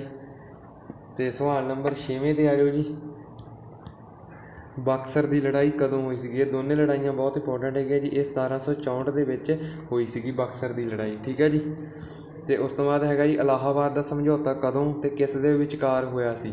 ਅਤੇ ਇਲਾਹਾਬਾਦ ਦਾ ਜਿਹੜਾ ਸਮਝੌਤਾ ਹੈਗਾ ਜੀ ਉਹ ਹੋਇਆ ਸੀਗਾ ਜੀ 1765 ਦੇ ਵਿੱਚ। ਅਤੇ ਜਿਹੜਾ ਇਹਨਾਂ ਆਪਸ਼ਨਾਂ ਦੇ ਵਿੱਚ ਹੈ ਨਹੀਂ ਲਿਖ ਹੋਇਆ ਜੀ। ਅਤੇ ਹੁਣ ਅੱਗੇ ਆ ਜਾਓ ਜੀ 8ਵਾਂ ਸਵਾਲ ਹੈਗਾ ਜੀ, ਬੰਗਾਲ ਦੀ ਦੋਹਰੀ ਸ਼ਾਸਨ ਪ੍ਰਣਾਲੀ ਕਦੋਂ ਅਤੇ ਕਿਸ ਨੇ ਸ਼ੁਰੂ ਕੀਤੀ ਸੀ। ਅਤੇ 8ਵੇਂ ਸਵਾਲ ਦਾ ਬਿਲਕੁਲ ਰਾਈਟ ਜਵਾਬ ਹੈਗਾ ਜੀ, ਉਹ ਹੈਗਾ ਜੀ ਲਾਰਡ ਕਲਾਈਵ 1765 ਦੇ ਵਿੱਚ ਜਿਹੜੀ ਕਿ ਦੋਹਰੀ ਸ਼ਾਸਨ ਪ੍ਰਣਾਲੀ ਆ ਉਹ ਸ਼ੁਰੂ ਹੋਈ ਸੀ, ਠੀਕ ਹੈ ਜੀ। ਅਤੇ 9ਵਾਂ ਸਵਾਲ ਹੈਗਾ ਜੀ, ਹੇਠ ਲਿਖੇ ਵਿੱਚੋਂ ਕਿਸ ਲੜਾਈ ਨੇ ਭਾਰਤ ਵਿੱਚ ਅੰਗਰੇਜ਼ਾਂ ਦੀ ਹਕੂਮਤ ਨੂੰ ਪ੍ਰਮੁੱਖਤਾ ਦਿੱਤੀ। ਅਤੇ ਉਹ ਦਿੱਤੀ ਸੀਗੀ ਜੀ 9ਵੇਂ ਸਵਾਲ ਦਾ ਆਨਸਰ ਆ ਜਾਊਗਾ ਜੀ ਬਕਸਰ ਦੀ ਲੜਾਈ, ਠੀਕ ਹੈ ਜੀ। ਕੀ ਹੋਇਆ ਸੀਗਾ ਜੀ, ਭਾਰਤ ਵਿੱਚ ਅੰਗਰੇਜ਼ਾਂ ਦੀ ਹਕੂਮਤ ਨੂੰ ਪ੍ਰਮੁੱਖਤਾ ਦੇ ਦਿੱਤੀ ਸੀਗੀ ਜੀ, ਕਿਉਂਕਿ ਪਲਾਸੀ ਦੀ ਲੜਾਈ ਜਿੱਤਣ ਤੋਂ ਬਾਅਦ ਅੰਗਰੇਜ਼ਾਂ ਨੇ ਕਿਹੜੀ ਜਿੱਤੀ ਸੀਗੀ ਜੀ, ਬਕਸਰ ਦੀ ਲੜਾਈ। ਅਤੇ ਬਕਸਰ ਦੀ ਲੜਾਈ ਦੇ ਵਿੱਚ ਉਹਨਾਂ ਦੇ ਜਿਹੜੇ ਹੌਸਲੇ ਆ ਬੁਲੰਦ ਹੋ ਗਏ ਸੀਗੇ। ਅਤੇ 10ਵਾਂ ਸਵਾਲ ਹੈਗਾ ਜੀ, ਦੋਹਰੀ ਸ਼ਾਸਨ ਪ੍ਰਣਾਲੀ ਕਦੋਂ ਅਤੇ ਕਿਸ ਨੇ ਖਤਮ ਕੀਤੀ ਸੀਗੀ। ਤੇ ਇਸ ਦਾ ਜਿਹੜਾ ਬਿਲਕੁਲ ਰਾਈਟ ਜਵਾਬ ਹੈ ਜੀ ਉਹ ਵਾਰਨ ਹੇਸਟਿੰਗ ਨੇ ਕੀਤੀ ਸੀਗੀ ਜੀ 1772 ਈਸਵੀ ਦੇ ਵਿੱਚ। ਤੇ 11ਵਾਂ ਸਵਾਲ ਹੈਗਾ ਜੀ ਸਹਾਇਕ ਸੰਧੀ ਕਿਸ ਨੇ ਸ਼ੁਰੂ ਕੀਤੀ ਸੀ। ਤੇ ਸਹਾਇਕ ਸੰਧੀ ਸ਼ੁਰੂ ਕੀਤੀ ਸੀਗੀ ਜੀ, ਇਹ ਕੀਤੀ ਸੀਗੀ ਜੀ ਲਾਰਡ ਵੈਲੇਜ਼ਲੀ ਨੇ। ਠੀਕ ਹੈ ਜੀ, ਲਾਰਡ ਵੈਲੇਜ਼ਲੀ ਦੁਆਰਾ ਜਿਹੜੀ ਸਹਾਇਕ ਸੰਧੀ ਆ ਉਹ ਸ਼ੁਰੂ ਹੋਈ ਸੀਗੀ। ਆਹ ਸਵਾਲ ਬਹੁਤ ਹੀ ਜਿਹੜਾ ਕਿ ਮਹੱਤਵਪੂਰਨ ਸਵਾਲ ਹੈ, ਲੈਪਸ ਦੀ ਨੀਤੀ ਕਿਸ ਨੇ ਸ਼ੁਰੂ ਕੀਤੀ ਸੀਗੀ। ਤੇ ਇਹ ਕਿਹਨਾਂ ਨੇ ਕੀਤੀ ਸੀਗੀ ਜੀ, ਇਹ ਕੀਤੀ ਸੀਗੀ ਜੀ ਲਾਰਡ ਡਲਹੌਜ਼ੀ ਨੇ। ਤੇ ਲਾਰਡ ਡਲਹੌਜ਼ੀ ਦੇ ਕੰਮ ਤੁਹਾਨੂੰ ਪਤਾ ਹੀ ਹੈ ਜੀ, ਪੰਜਾਬ ਜਿਹੜਾ ਕਬਜ਼ੇ 'ਚ ਲਿਆ ਗਿਆ ਸੀਗਾ ਜੀ, ਉਹ ਵੀ ਇਸੇ ਸ਼ਾਸਕ ਦੇ ਦੌਰਾਨ ਸੀਗਾ ਜੀ ਜਿਹੜਾ ਕਿ ਕਬਜ਼ੇ 'ਚ ਲੈ ਲਿਆ ਗਿਆ ਸੀਗਾ। ਤੇ ਲੈਪਸ ਦਾ ਸਿਧਾਂਤ ਕੀ ਸੀਗਾ, ਇਸ ਨੂੰ ਹੜੱਪ ਨੀਤੀ ਵੀ ਕਹਿੰਦੇ ਹੈਗੇ ਆ। ਹੜੱਪ ਨੀਤੀ 'ਚ ਕੀ ਸੀਗਾ ਵੀ ਜੇ ਰਾਜੇ ਦਾ ਕੋਈ ਉੱਤਰਾਧਿਕਾਰੀ ਹੈ ਨਹੀਂ ਆ ਤਾਂ ਉਹਦਾ ਜਿਹੜਾ ਸਾਰਾ ਰਾਜ ਭਾਗ ਹੈਗਾ ਜੀ ਉਹ ਕਿਸ ਦੇ ਕੋਲ ਚੱਲ ਜੂਗਾ ਜੀ, ਅੰਗਰੇਜ਼ਾਂ ਦੇ ਕੋਲ ਚੱਲ ਜੂਗਾ। ਤੇ ਲੈਪਸ ਸਿਧਾਂਤ ਇਹ ਸੀਗਾ। ਤੇ ਜੇਕਰ ਗੱਲ ਕਰੇ ਸਾਰਿਆਂ ਨਾਲੋਂ ਵੱਧ ਪਹਿਲਾਂ ਕਿਹੜਾ ਰਾਜ ਇਹਨਾਂ ਨੇ ਹਥਿਆਰਿਆ ਸੀਗਾ ਜੀ, 17। ਠੀਕ ਹੈ ਜੀ, ਝਾਂਸੀ 1953 ਦੇ ਵਿੱਚ, ਇਹ ਨਹੀਂ ਕਿ ਰਾਣੀ ਲਕਸ਼ਮੀ ਬਾਈ ਤੋਂ ਬਾਅਦ 1953 ਦੇ ਵਿੱਚ ਇਹਨੇ ਝਾਂਸੀ ਹੈ ਜਿਹੜੀ ਲੈਪਸ ਸਿਧਾਂਤ ਦੇ ਅਧੀਨ ਆਪਣੇ ਅੰਡਰ ਕਰ ਲਈ ਸੀਗੀ। ਠੀਕ ਹੈ ਜੀ। ਸਵਾਲ ਨੰਬਰ 13ਵਾਂ ਹੈਗਾ ਜੀ ਸ਼੍ਰੀ ਰੰਗਾਪਟਮ ਦਾ ਸਮਝੌਤਾ ਕਦੋਂ ਹੋਇਆ। ਤੇ 13ਵੇਂ ਸਵਾਲ ਦਾ ਜਿਹੜਾ ਬਿਲਕੁਲ ਰਾਈਟ ਜਵਾਬ ਹੈਗਾ ਜੀ 1792 ਨੂੰ ਹੋਇਆ ਸੀਗਾ ਜੀ ਸ਼੍ਰੀ ਰੰਗਪਟਮ ਦੀ ਸੰਧੀ। ਠੀਕ ਹੈ ਜੀ। ਠੀਕ ਹੈ ਜੀ, ਸ਼੍ਰੀ ਰੰਗਪਟਮ ਜਿਹੜਾ ਸੀਗਾ ਜੀ ਇਹਦਾ ਸਮਝੌਤਾ 1792 ਦੇ ਵਿੱਚ ਹੋਇਆ ਸੀਗਾ। ਤੇ ਤੁਹਾਨੂੰ ਪਤਾ ਹੈ, ਦੱਸ ਦੇਵਾਂ ਵੀ ਜਿਹੜਾ ਇਹ ਰਾਜਧਾਨੀ ਸ਼੍ਰੀ ਰੰਗਪਟਮ ਸੀਗੀ, ਇਹ ਕਿਹਨਾਂ ਦੀ ਰਾਜਧਾਨੀ ਸੀਗੀ ਜੀ, ਇਹ ਸੀਗੀ ਜੀ ਮੈਸੂਰ ਦੀ। ਠੀਕ ਹੈ ਜੀ, ਮੈਸੂਰ ਦੀ ਰਾਜਧਾਨੀ ਸੀ। ਮੈਸੂਰ ਦਾ ਸ਼ਾਸਕ ਕੌਣ ਹੋਇਆ ਜੀ, ਹੈਦਰ ਅਲੀ। ਠੀਕ ਹੈ ਜੀ, ਹੈਦਰ ਅਲੀ ਹੋਏ ਆ। ਉਹਨਾਂ ਦਾ ਜਿਹੜਾ ਪੁੱਤਰ ਸੀਗਾ ਜੀ ਉਹ ਸੀਗਾ ਜੀ ਟਿੱਪੂ ਸੁਲਤਾਨ। ਟਿੱਪੂ ਸੁਲਤਾਨ ਜੀ ਸੀਗੇ ਜੀ। ਤੁਹਾਨੂੰ ਪਤਾ ਹੀ ਆ ਵੀ ਜਿਹੜੇ ਮੈਸੂਰ ਯੁੱਧ ਹੋਏ ਆ ਕਿੰਨੇ ਹੋਏ ਆ ਜੀ, 4 ਯੁੱਧ ਹੋਏ ਹੈਗੇ ਆ। ਕਿਹਨਾਂ ਦੇ ਨਾਲ ਹੋਏ ਸੀ, ਅੰਗਰੇਜ਼ਾਂ ਦੇ ਨਾਲ। ਪਹਿਲਾ ਐਂਗਲੋ ਮੈਸੂਰ ਯੁੱਧ, ਦੂਜਾ, ਤੀਜਾ ਤੇ ਚੌਥਾ। ਤੇ ਜਿਹੜੀ ਯੁੱਧ ਨੀਤੀ ਸੀਗੀ ਜੀ, ਇਹ ਜਿਹੜੀ ਸ਼੍ਰੀ ਰੰਗਪਟਮ ਦੀ ਜਿਹੜੀ ਆਪਣੀ ਸਮਝੌਤਾ ਸੀਗਾ ਜੀ, ਇਹ ਚੌਥੀ। ਠੀਕ ਹੈ ਜੀ, ਕਦੋਂ ਹੋਇਆ ਸੀਗਾ, ਚੌਥਾ ਐਂਗਲੋ ਮੈਸੂਰ ਯੁੱਧ ਦੇ ਦੌਰਾਨ ਹੋਈ ਸੀਗੀ। ਠੀਕ ਹੈ ਜੀ, ਇਹ ਜ਼ਰੂਰ ਚੇਤੇ ਨਾਲ ਦੀ ਨਾਲ ਰੱਖਣਾ ਹੈਗਾ। ਤੇ ਉਸ ਤੋਂ ਬਾਅਦ ਇੰਪੋਰਟੈਂਟ ਸਵਾਲ ਆਉਂਦਾ ਹੈਗਾ ਜੀ ਪਾਣੀਪਤ ਦਾ ਤੀਜਾ ਯੁੱਧ ਕਦੋਂ ਹੋਇਆ। ਜੇਕਰ ਗੱਲ ਕਰਦੇ ਹਾਂ ਜੀ ਪਹਿਲੇ ਯੁੱਧ ਦੀ, ਪਹਿਲਾ ਯੁੱਧ ਬਹੁਤ ਇੰਪੋਰਟੈਂਟ ਹੈਗਾ ਜੀ 1526 ਦੇ ਵਿੱਚ ਹੋਇਆ ਸੀਗਾ ਜੀ, 21 ਅਪ੍ਰੈਲ 1526 ਦੇ ਵਿੱਚ। ਕਿਹਦੇ ਵਿਚਕਾਰ, ਬਾਬਰ ਤੇ ਇਬਰਾਹਿਮ ਲੋਧੀ ਦੇ ਵਿਚਕਾਰ। ਦੂਜਾ ਯੁੱਧ ਹੋਇਆ ਸੀਗਾ ਜੀ 1556 ਦੇ ਵਿੱਚ। ਤੇ ਇਹ ਕਿਹਦੇ ਵਿਚਕਾਰ ਹੋਇਆ ਸੀਗਾ ਜੀ, ਇਹ ਜਿਹੜਾ ਆਪਣਾ ਇਹ ਹੋਇਆ ਸੀਗਾ ਜੀ ਇਹ ਹੇਮੂ ਤੇ ਅਕਬਰ ਦੇ ਵਿਚਕਾਰ। ਠੀਕ ਹੈ ਜੀ, ਹੇਮੂ ਤੇ ਅਕਬਰ ਦੇ ਵਿਚਕਾਰ ਇਹ ਯੁੱਧ ਹੋਇਆ ਸੀਗਾ। ਤੇ ਹੁਣ ਗੱਲ ਕੀਤੀ ਹੈ ਜੀ ਤੀਸਰੇ ਯੁੱਧ ਦੀ, 1761 ਦੇ ਵਿੱਚ ਹੋਇਆ ਹੈਗਾ ਹੈ ਜੀ। ਕਿਸ ਦੇ ਵਿਚਕਾਰ ਹੋਇਆ ਸੀਗਾ ਜੀ, ਇਹ ਅਹਿਮਦ ਸ਼ਾਹ ਅਬਦਾਲੀ ਤੇ ਮਰਾਠਿਆਂ ਦੇ ਵਿਚਕਾਰ ਹੋਇਆ ਸੀਗਾ। ਠੀਕ ਹੈ ਜੀ, ਇਹ ਜ਼ਰੂਰ ਚੇਤੇ ਰੱਖਣਾ ਹੈਗਾ 1761। ਇਸ ਸਵਾਲ ਦਾ ਬਿਲਕੁਲ ਰਾਈਟ ਜਵਾਬ ਆ ਜਾਊਗਾ। ਤੇ ਉਸ ਤੋਂ ਬਾਅਦ ਹੈਗਾ ਜੀ ਸਵਾਲ ਨੰਬਰ 15ਵਾਂ 1857 ਦਿੱਲੀ ਦਾ ਮੁੱਖ ਲੀਡਰ ਕੌਣ ਸੀ। ਤੇ ਨਾਨਾ ਸਾਹਿਬ ਸੀਗਾ, ਤਾਂਤੀਆ ਟੋਪੇ ਸੀਗਾ, ਜਾਂ ਕੁੰਵਰ ਸਿੰਘ, ਜਾਂ ਬਹਾਦਰ ਸ਼ਾਹ ਜ਼ਫਰ ਸੀਗਾ।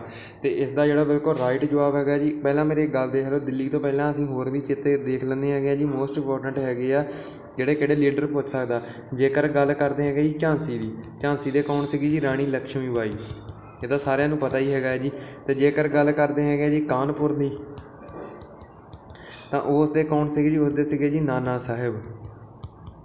ਠੀਕ ਹੈ ਜੀ। ਤਾਂ ਜੇਕਰ ਗੱਲ ਕਰਦੇ ਹੈਗੇ ਆ ਜੀ ਆਪਣੇ ਇੱਕ ਮਿੰਟ,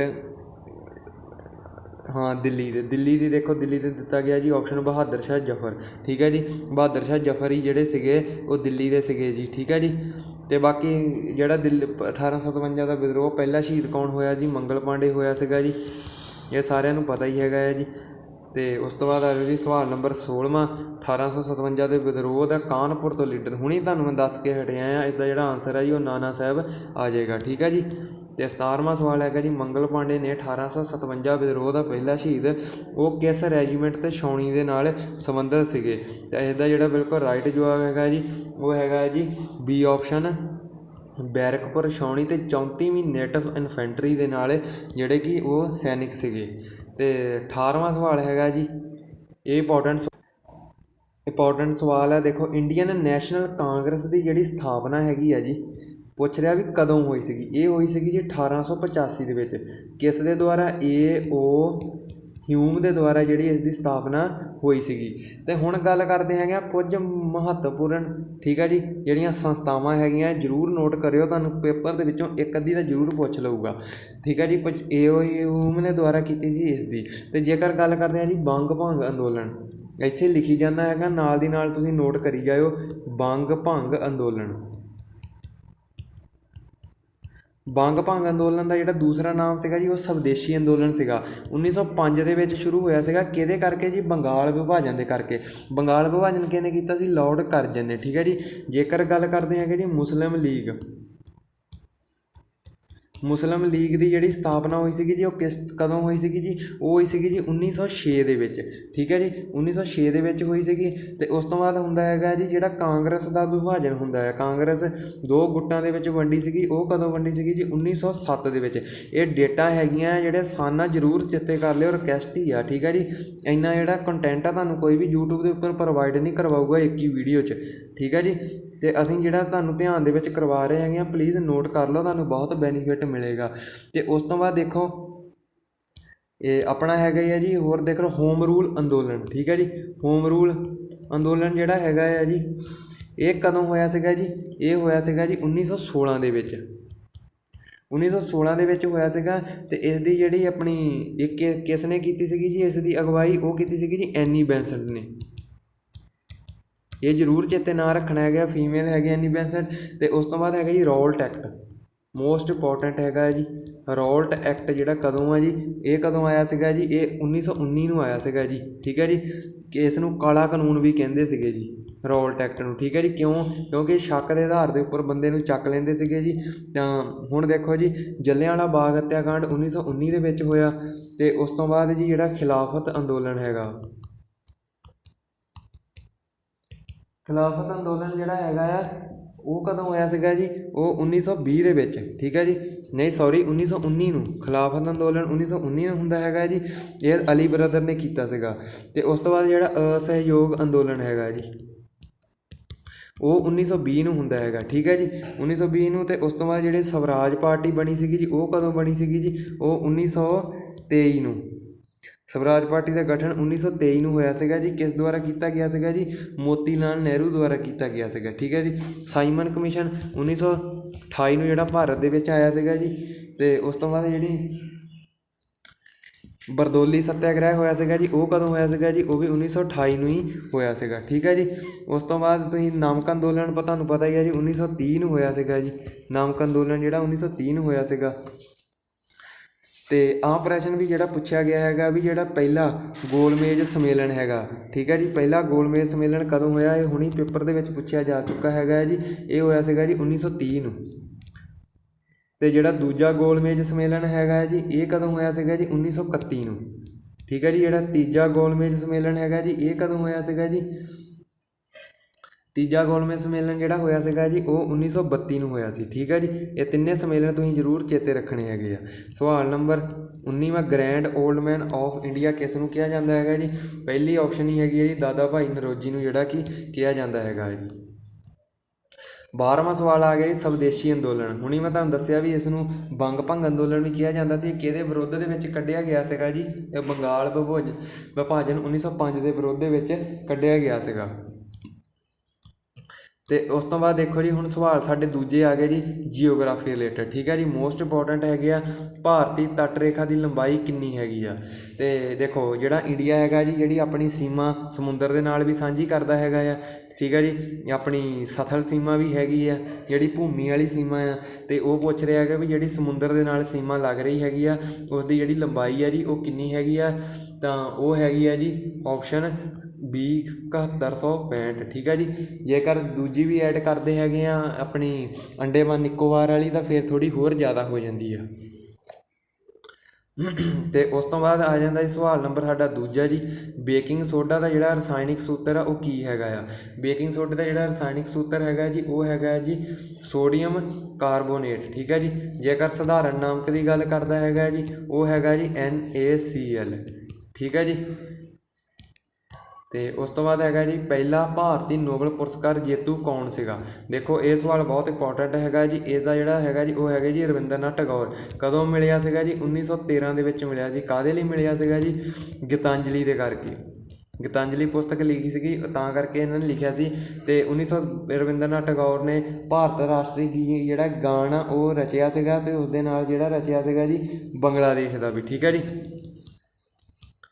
ਬੰਗਲਾਦੇਸ਼ ਦਾ ਵੀ ਜਿਹੜਾ ਕਿ ਇਹਨਾਂ ਦਾ ਰਾਸ਼ਟਰੀ ਗਾਣ ਇਹਨਾਂ ਦੇ ਦੁਆਰਾ ਹੀ ਲਿਖਿਆ ਗਿਆ ਹੈਗਾ। ਤੇ ਉਸ ਤੋਂ ਬਾਅਦ ਦੇਖ ਲਓ ਜਿਹੜੇ ਨੋਬਲ ਪੁਰਸਕਾਰ ਆ ਜੀ 1901 ਦੇ ਵਿੱਚ ਸਟਾਰਟ ਹੋਏ ਸੀਗੇ ਜੀ। ਕਿਸ ਨੇ ਸ਼ੁਰੂ ਕੀਤੇ ਗਏ ਸੀਗੇ ਜੀ? ਐਲਫਰੈਡ ਨੋਬਲ। ਠੀਕ ਹੈ ਜੀ। ਐਲਫਰੈਡ ਨੋਬਲ ਜਿਹੜਾ ਸੀਗਾ ਜੀ ਉਹਨੇ ਕਾਹਦੇ ਲਈ ਮਸ਼ਹੂਰ ਹੈਗਾ ਜੀ? ਡਾਇਨਾਮਾਈਟ ਲਈ। ਤੇ ਉਸ ਤੋਂ ਬਾਅਦ ਆ ਜਾਓ ਜੀ ਸਵਾਲ ਨੰਬਰ ਚੌਥਾ, ਪੰਜਾਬ ਦਾ ਪਹਿਲੀ ਗਵਰਨਰ ਕੌਣ ਸੀ? ਪੰਜਾਬ ਦੀ ਜਿਹੜੀ ਪਹਿਲੀ ਗਵਰਨਰ ਹੈਗੀ ਆ ਜੀ ਉਹ ਕੌਣ ਸੀਗੇ ਜੀ? ਪਹਿਲੇ ਗਵਰਨਰ ਆਉਣਾ ਸੀਗਾ ਜੀ, ਇੱਥੇ ਪਹਿਲੀ ਲਿਖ ਹੋ ਗਿਆ। ਤੇ ਪਹਿਲੇ ਗਵਰਨਰ ਸੀਗੇ ਜੀ ਉਹ ਸੀਗੇ ਜੀ ਗੋਪੀ ਚੰਦ ਭਾਰਗਵ। ਠੀਕ ਹੈ ਜੀ। ਉਸ ਤੋਂ ਬਾਅਦ ਆ ਜਾਓ ਜੀ ਸਵਾਲ ਨੰਬਰ 5ਵੇਂ 'ਤੇ, ਕੋਨਾਰਕ ਦਾ ਜਿਹੜਾ ਸੂਰਜ ਮੰਦਿਰ ਆ ਉਹ ਕਿੱਥੇ ਸਥਿਤ ਹੈਗਾ ਜੀ? ਉਹ ਹੈਗਾ ਜੀ ਉੜੀਸਾ ਦੇ ਵਿੱਚ। ਠੀਕ ਹੈ ਜੀ। ਤੇ ਹੁਣ ਤੁਹਾਨੂੰ ਮੈਂ ਕੁਝ ਮੰਦਿਰ ਹੈਗੇ ਆ ਜੀ ਇੰਪੋਰਟੈਂਟ, ਉਹਨਾਂ ਦੇ ਬਾਰੇ ਵੀ ਜਿਹੜੀ ਡਿਟੇਲ 'ਚ ਜਾਣਕਾਰੀ ਦੇਵਾਂਗਾ ਕਿਹੜਾ ਮੰਦਿਰ ਕਿੱਥੇ ਹੈਗਾ ਜੀ। ਤੇ ਨਾਲ ਦੀ ਨਾਲ ਨੋਟ ਕਰੀ ਜਾਇਓ। ਤੇ ਕਮੱਖਿਆ ਦੇਵੀ ਮੰਦਿਰ ਹੈਗਾ, ਪੁੱਛਿਆ ਜਾਂਦਾ ਹੈਗਾ ਜੀ ਉਹ ਕਿੱਥੇ ਪੈਂਦਾ ਹੈਗਾ ਜੀ? ਉਹ ਕਿੱਥੇ ਹੈਗਾ ਜੀ? ਉਹ ਵੀ ਅਸਾਮ ਦੇ ਵਿੱਚ ਹੀ ਹੈਗਾ ਆ। ਠੀਕ ਹੈ ਜੀ। ਅਸਾਮ ਗੁਹਾਟੀ ਦੇ ਵਿੱਚ ਸਥਿਤ ਹੈਗਾ ਆ। ਬਦਰੀਨਾਥ ਕੇਦਾਰਨਾਥ ਕਿੱਥੇ ਹੈਗੇ ਜੀ? ਉੱਤਰਾਖੰਡ ਦੇ ਵਿੱਚ ਹੈਗੇ ਆ। ਜੇਕਰ ਗੱਲ ਕਰਦੇ ਹੈਗੇ ਜੀ ਪੁਸ਼ਕਰ ਜਿਹੜਾ ਮੰਦਿਰ ਹੈਗਾ ਜੀ ਉਹ ਕਿੱਥੇ ਹੈਗਾ ਜੀ? ਪੁਸ਼ਕਰ ਦਾ ਮੇਲਾ ਵੀ ਮਸ਼ਹੂਰ ਹੈ ਜੀ, ਉਹ ਹੈਗਾ ਜੀ ਰਾਜਸਥਾਨ ਦੇ ਵਿੱਚ। ਠੀਕ ਹੈ ਜੀ। ਰਾਜਸਥਾਨ ਦੇ ਵਿੱਚ ਜਿਹੜਾ ਕਿ ਸਥਿਤ ਹੈਗਾ ਆ। ਤੇ ਬਸ ਕੋਨਾਰਕ ਦਾ ਹੋ ਗਿਆ ਜੀ। ਜਗਨਨਾਥ ਕਰਕੇ ਮਸ਼ਹੂਰ ਹੈਗਾ ਕੋਨਾਰਕ ਦਾ ਪ੍ਰਸਿੱਧ ਮੰਦਿਰ। ਤੇ ਉਸ ਤੋਂ ਬਾਅਦ ਸਵਾਲ ਨੰਬਰ ਸਾਡਾ 6ਵਾਂ ਹੈਗਾ ਜੀ, ਹੇਠ ਲਿਖਿਆਂ ਵਿੱਚੋਂ ਕਿਹੜਾ G7 ਦੇਸ਼ਾਂ ਦਾ ਮੈਂਬਰ ਨਹੀਂ ਹੈਗਾ? ਠੀਕ ਹੈ ਜੀ।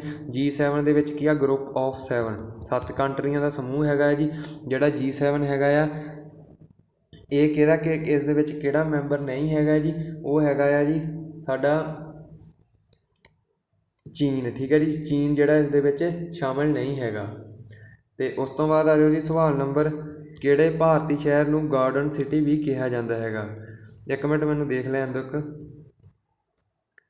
ਹਾਂਜੀ, ਕਿਹੜੇ ਸ਼ਹਿਰ ਨੂੰ ਜਿਹੜਾ ਗਾਰਡਨ ਸਿਟੀ ਵੀ ਕਿਹਾ ਜਾਂਦਾ ਹੈਗਾ?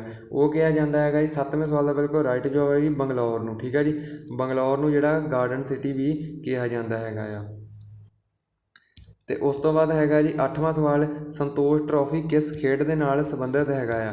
ਸੰਤੋਸ਼ ਟਰੋਫੀ ਸੰਬੰਧਿਤ ਹੈਗੀ ਆ ਜੀ ਫੁੱਟਬਾਲ ਦੇ ਨਾਲ ਸੰਬੰਧਿਤ ਹੈਗੀ ਆ। ਤੇ ਜਿਹੜੀ 200 ਟਰੋਫੀ ਹੈਗੀ ਆ ਕਿਸ ਨੇ ਜਿੱਤੀ ਹੈਗੀ? ਇਹ ਸਾਡੀ ਕਰੰਟ ਅਫੇਅਰ ਦੀ ਵੀਡੀਓ ਦੇਖ ਲਓ, ਉਹਦੇ ਵਿੱਚ ਸਾਰੀਆਂ ਟਰੋਫੀਆਂ ਦਾ ਜਿਹੜਾ ਜ਼ਿਕਰ ਆ ਮੈਂ ਕੀਤਾ ਹੈਗਾ ਆ।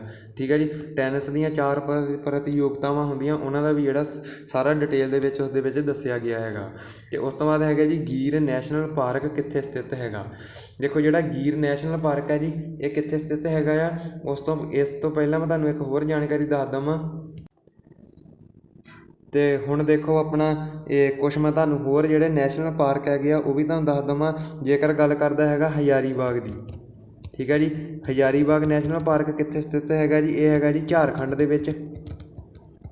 ਇਹ ਜਿਹੜੇ ਮੈਂ ਦੱਸ ਰਿਹਾ ਹੈਗਾ ਮੋਸਟ ਇੰਪੋਰਟੈਂਟ ਹੈਗਾ, ਤੁਹਾਨੂੰ ਪੁੱਛੂਗਾ। ਜੋ ਕਾਜ਼ੀਰੰਗਾ ਹੈਗਾ। ਠੀਕ ਹੈ ਜੀ। ਕਾਜ਼ੀਰੰਗਾ ਕਿੱਥੇ ਹੈਗਾ ਜੀ? ਇਹ ਹੈਗਾ ਜੀ ਅਸਾਮ ਦੇ ਵਿੱਚ। ਕਾਹਦੇ ਲਈ ਮਸ਼ਹੂਰ ਹੈਗਾ ਜੀ? ਇੱਕ ਸਿੰਗੀ ਵਾਲਾ ਜਿਹੜਾ ਕਿ ਗੈਂਡਾ ਪਾਇਆ ਜਾਂਦਾ ਹੈਗਾ। ਠੀਕ ਹੈ ਜੀ। ਤੇ ਉਸ ਤੋਂ ਬਾਅਦ ਹੈਗਾ ਜੀ ਆਪਣਾ ਪੈਂਚ ਜਿਹੜਾ ਰਾਸ਼ਟਰੀ ਪਾਰਕ ਹੈਗਾ ਜੀ ਇਹ ਕਿੱਥੇ ਹੈਗਾ ਜੀ? ਇਹ ਪੈਂਦਾ ਹੈਗਾ ਜੀ ਮਹਾਰਾਸ਼ਟਰ ਦੇ ਵਿੱਚ। ਠੀਕ ਹੈ ਜੀ। ਇਹ ਵੀ ਚੇਤੇ ਰੱਖਣਾ ਹੈਗਾ ਜੀ। ਪੈਂਚ ਮਹਾਰਾਸ਼ਟਰ ਦੇ ਵਿੱਚ ਹੈਗਾ ਆ। ਉਸ ਤੋਂ ਬਾਅਦ ਦੇਖ ਲਓ ਜੋ ਪੇਰੀਆਰ ਹੈਗਾ, ਇਹ ਕਿੱਥੇ ਪੈਂਦਾ ਹੈਗਾ ਜੀ ਪਾਰਕ? ਇਹ ਕੇਰਲਾ ਦੇ ਵਿੱਚ ਪੈਂਦਾ ਹੈਗਾ। ਠੀਕ ਹੈ ਜੀ।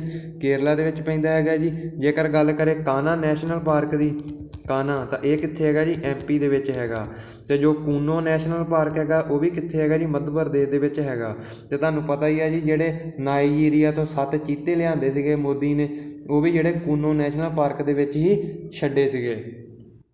ਤੇ ਇੱਦਾਂ ਜਿਹੜਾ ਗੀਰ ਨੈਸ਼ਨਲ ਪਾਰਕ ਹੈ ਜੀ ਇਹ ਗੁਜਰਾਤ ਦੇ ਵਿੱਚ ਸਥਿਤ ਹੈਗਾ ਜੀ। ਇਹ ਕਾਹਦੇ ਲਈ ਮਸ਼ਹੂਰ ਹੈਗਾ ਜੀ? ਬੱਬਰ ਸ਼ੇਰਾਂ ਲਈ ਮਸ਼ਹੂਰ ਹੈਗਾ ਆ। ਠੀਕ ਹੈ ਜੀ। ਤੇ ਬਾਕੀ ਇਹ ਸਾਡੇ ਸੀਗੇ ਜੀ ਕੁਛ ਇੰਪੋਰਟੈਂਟ ਨੈਸ਼ਨਲ ਪਾਰਕ।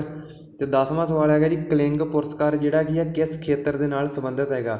ਤੇ ਇਹ ਕਿਸ ਖੇਤਰ ਦੇ ਨਾਲ ਸੰਬੰਧਿਤ ਹੈਗਾ ਜੀ? ਸਾਇੰਸ ਦੇ ਖੇਤਰ ਦੇ ਨਾਲ ਸੰਬੰਧਿਤ ਹੈਗਾ ਆ। ਤੇ ਜਿਹੜਾ ਸਪੋਰਟਸ ਦੇ ਖੇਤਰ ਨਾਲ ਹੈ ਜੀ ਉਹ ਮੇਜਰ ਧਿਆਨ ਚੰਦ ਖੇਲ ਰਤਨ ਜਿਹੜਾ ਕਿ 1992 'ਚ ਸ਼ੁਰੂ ਹੋਇਆ ਸੀਗਾ।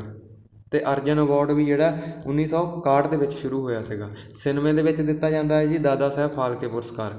ਆਹ ਸਾਡੇ ਆ ਗਿਆ ਜੀ ਲੋਕ ਨਾਚ।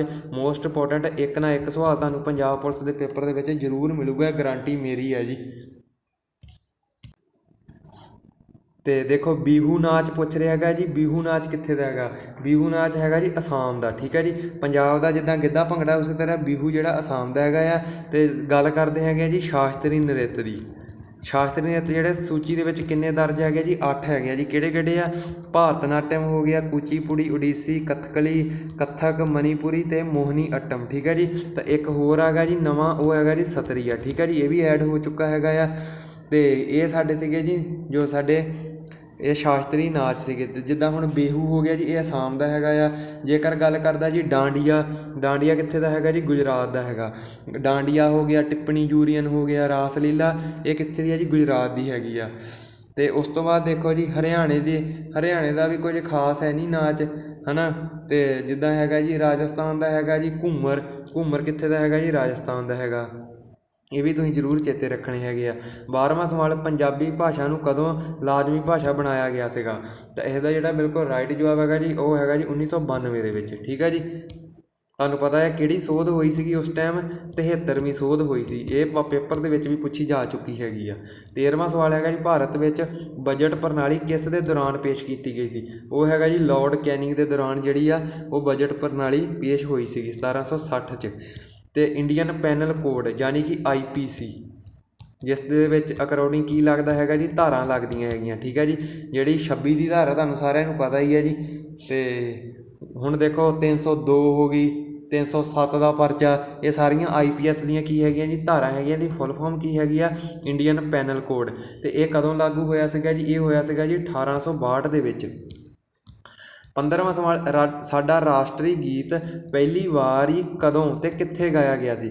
ਪਹਿਲੀ ਗੱਲ ਵੀ ਜਿਹੜਾ ਸਾਡਾ ਰਾਸ਼ਟਰੀ ਗੀਤ ਆ ਜੀ ਉਹ ਹੈਗਾ ਜੀ ਬੰਦੇ ਮਾਤਰਮ, ਠੀਕ ਹੈ ਨਾ। ਤੇ ਬੰਦੇ ਮਾਤਰਮ ਪੁੱਛ ਰਿਹਾ ਹੈਗਾ ਜੀ ਕਦੋਂ ਗਾਇਆ ਗਿਆ ਸੀਗਾ ਜੀ? ਇਸ ਦੀ ਜਿਹੜੀ ਆਪਸ਼ਨ ਆ ਪਹਿਲੀ ਵੀ ਗਲਤ ਆ, ਦੂਜੀ ਵੀ ਗਲਤ ਆ। ਥਲੜੀਆਂ ਦੇਖਦੇ ਹੈਗੇ ਆ ਜੀ, ਤਾਂ ਆਪਸ਼ਨ ਜਿਹੜੀ ਦੇਖੋ ਤੀਜੀ ਵੀ ਗਲਤ ਹੈਗੀ ਆ, ਚੌਥੀ ਸਹੀ ਬਿਲਕੁਲ ਹੈਗੀ ਆ ਜੀ। 27 ਦਸੰਬਰ 1911 ਨੂੰ ਕਲਕੱਤਾ। ਇਹ ਕੀ ਸੀਗਾ ਜੀ? ਕਾਂਗਰਸ ਦਾ ਅਧਿਵੇਸ਼ਨ ਸੀਗਾ, ਠੀਕ ਹੈ ਨਾ।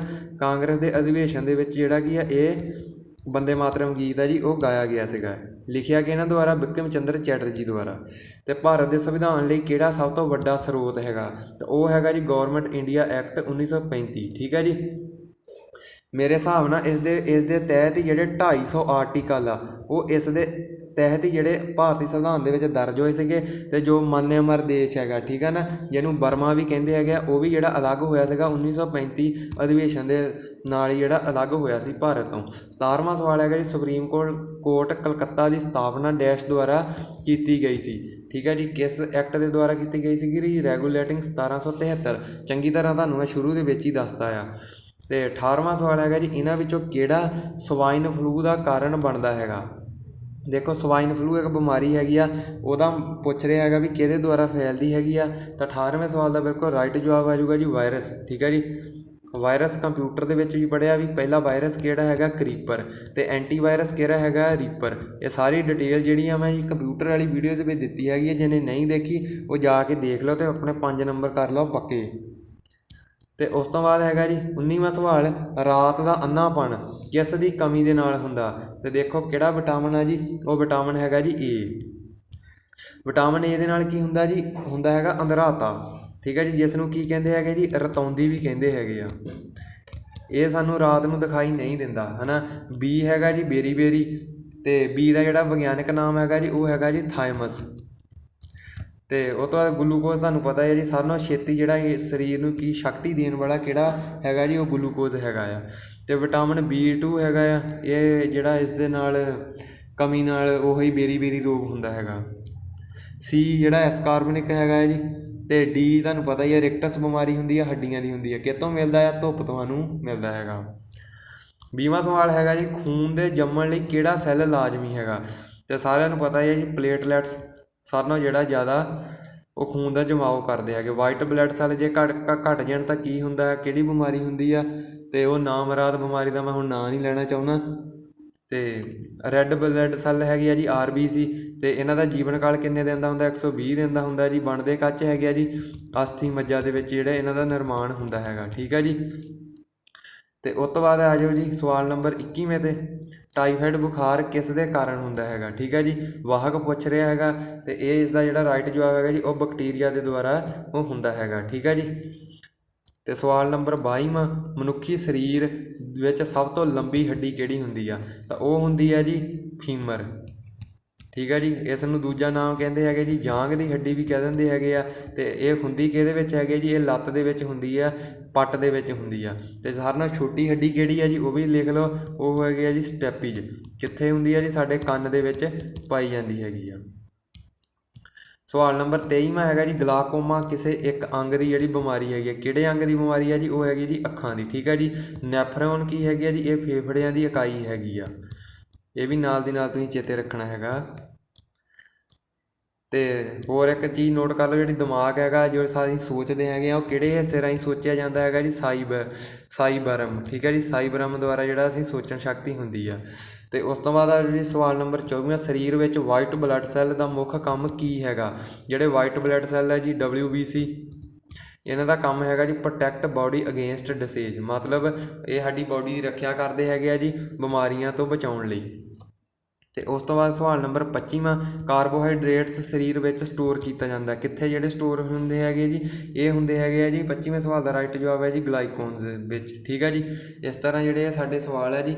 ਦੇਖੋ ਜਿਹੜਾ ਭੋਜਨ ਆ ਉਹ ਖਾਣ ਤੋਂ ਬਾਅਦ ਕਿਸ ਦੇ ਵਿੱਚ ਤਬਦੀਲ ਹੋ ਜਾਂਦਾ ਜੀ? ਉਹ ਹੋ ਜਾਂਦਾ ਜੀ ਸਟਾਰਚ ਦੇ ਵਿੱਚ। ਅਤੇ ਜੇਕਰ ਗੱਲ ਪੁੱਛੇ ਵੀ ਭੋਜਨ ਦਾ ਜਿਹੜਾ ਪਾਚਨ ਆ ਉਹ ਕਿਸ ਤੋਂ ਸ਼ੁਰੂ ਹੁੰਦਾ ਜੀ? ਉਹ ਸਾਡੇ ਮੁੱਖ ਤੋਂ ਹੀ ਸ਼ੁਰੂ ਹੋ ਜਾਂਦਾ ਆ। ਬਹੁਤੇ ਸਾਰੇ ਬੱਚੇ ਕਿੱਥੋਂ ਲਾਉਂਦੇ ਆ ਜੀ? ਪੇਟ ਦੇ ਵਿੱਚ ਪਾਚਨ ਨਹੀਂ ਹੁੰਦਾ, ਸਾਡੇ ਮੁੱਖ ਤੋਂ ਹੀ ਜਿਹੜਾ ਸ਼ੁਰੂ ਹੋ ਜਾਂਦਾ ਆ। ਅਤੇ ਇਹ ਸੀਗੇ ਜੀ ਸਾਡੇ ਅੱਜ ਦੇ ਸਵਾਲ। ਅਤੇ ਉਸ ਤੋਂ ਬਾਅਦ ਹੈਗਾ ਜੀ ਸਾਡੇ ਸਵਾਲ ਜਿਹੜੇ ਉਹ ਹੈਗੇ ਆ ਜੀ, ਆਹ ਦੇਖੋ ਆ ਗਏ। ਪਹਿਲਾ ਸਵਾਲ ਹੈਗਾ ਜੀ, ਉਹ ਹੈਗਾ ਜੀ ਕਿਸ ਐਕਟ ਨਾਲ ਜਿਹੜਾ ਕਿ ਈਸਟ ਇੰਡੀਆ ਕੰਪਨੀ ਦੇ ਕੰਮ ਨੂੰ ਪਹਿਲੀ ਵਾਰੀ ਰਾਜਨੀਤਿਕ ਅਤੇ ਪ੍ਰਸ਼ਾਸਨਿਕ ਮਾਨਤਾ ਮਿਲ ਗਈ ਸੀ? ਉਸ ਦਾ ਜਿਹੜਾ ਰਾਈਟ ਜਵਾਬ ਹੈਗਾ ਜੀ ਉਹ ਹੈਗਾ ਜੀ ਚਾਰਟਰ ਐਕਟ। ਚਾਰਟਰ ਐਕਟ ਆਵੇਗਾ ਕਿ ਇਸਦਾ ਕੀ ਆਵੇਗਾ? ਦੇਖੋ ਰੈਗੂਲੇਟਿੰਗ ਐਕਟ ਆਵੇਗਾ ਪਿਟਸ ਇੰਡੀਆ ਜਾਂ ਗੌਰਮੈਂਟ ਇੰਡੀਆ ਜਾਂ ਚਾਰਟਰ। ਦੇਖੋ 1833 ਦੇ ਵਿੱਚ ਉਹਨਾਂ ਨੂੰ ਕੀ ਸੀਗੀ ਜੀ? ਵਪਾਰ ਦੀ ਜਿਹੜੀ ਆ ਉਹ ਰਾਜਨੀਤਿਕ ਅਤੇ ਪ੍ਰਸ਼ਾਸਨਿਕ ਮਾਨਤਾ ਮਿਲ ਗਈ ਸੀ। ਅਤੇ ਉਸ ਤੋਂ ਬਾਅਦ ਹੈਗਾ ਸਵਾਲ ਨੰਬਰ ਦੂਜਾ, ਆਜ਼ਾਦ ਭਾਰਤ ਦਾ ਪਹਿਲਾ ਗਵਰਨਰ ਜਨਰਲ ਕੌਣ ਸੀਗਾ? ਅਤੇ ਆਜ਼ਾਦ ਭਾਰਤ ਦਾ ਜਿਹੜਾ ਪਹਿਲਾ ਗਵਰਨਰ ਜਨਰਲ ਕੌਣ ਸੀਗਾ ਜੀ? ਉਹ ਤੁਹਾਨੂੰ ਮੈਂ ਦੱਸ ਵੀ ਦਿੱਤਾ ਹੈਗਾ। ਅਤੇ ਆਜ਼ਾਦ ਭਾਰਤ ਦਾ ਜਿਹੜਾ ਪਹਿਲਾ ਗਵਰਨਰ ਜਨਰਲ ਸੀਗਾ ਜੀ ਉਹ ਸੀਗਾ ਜੀ ਆਪਸ਼ਨ ਹੈਗੀ ਆ ਜੀ ਲਾਰਡ ਮਾਊਂਟਬੈਟਨ।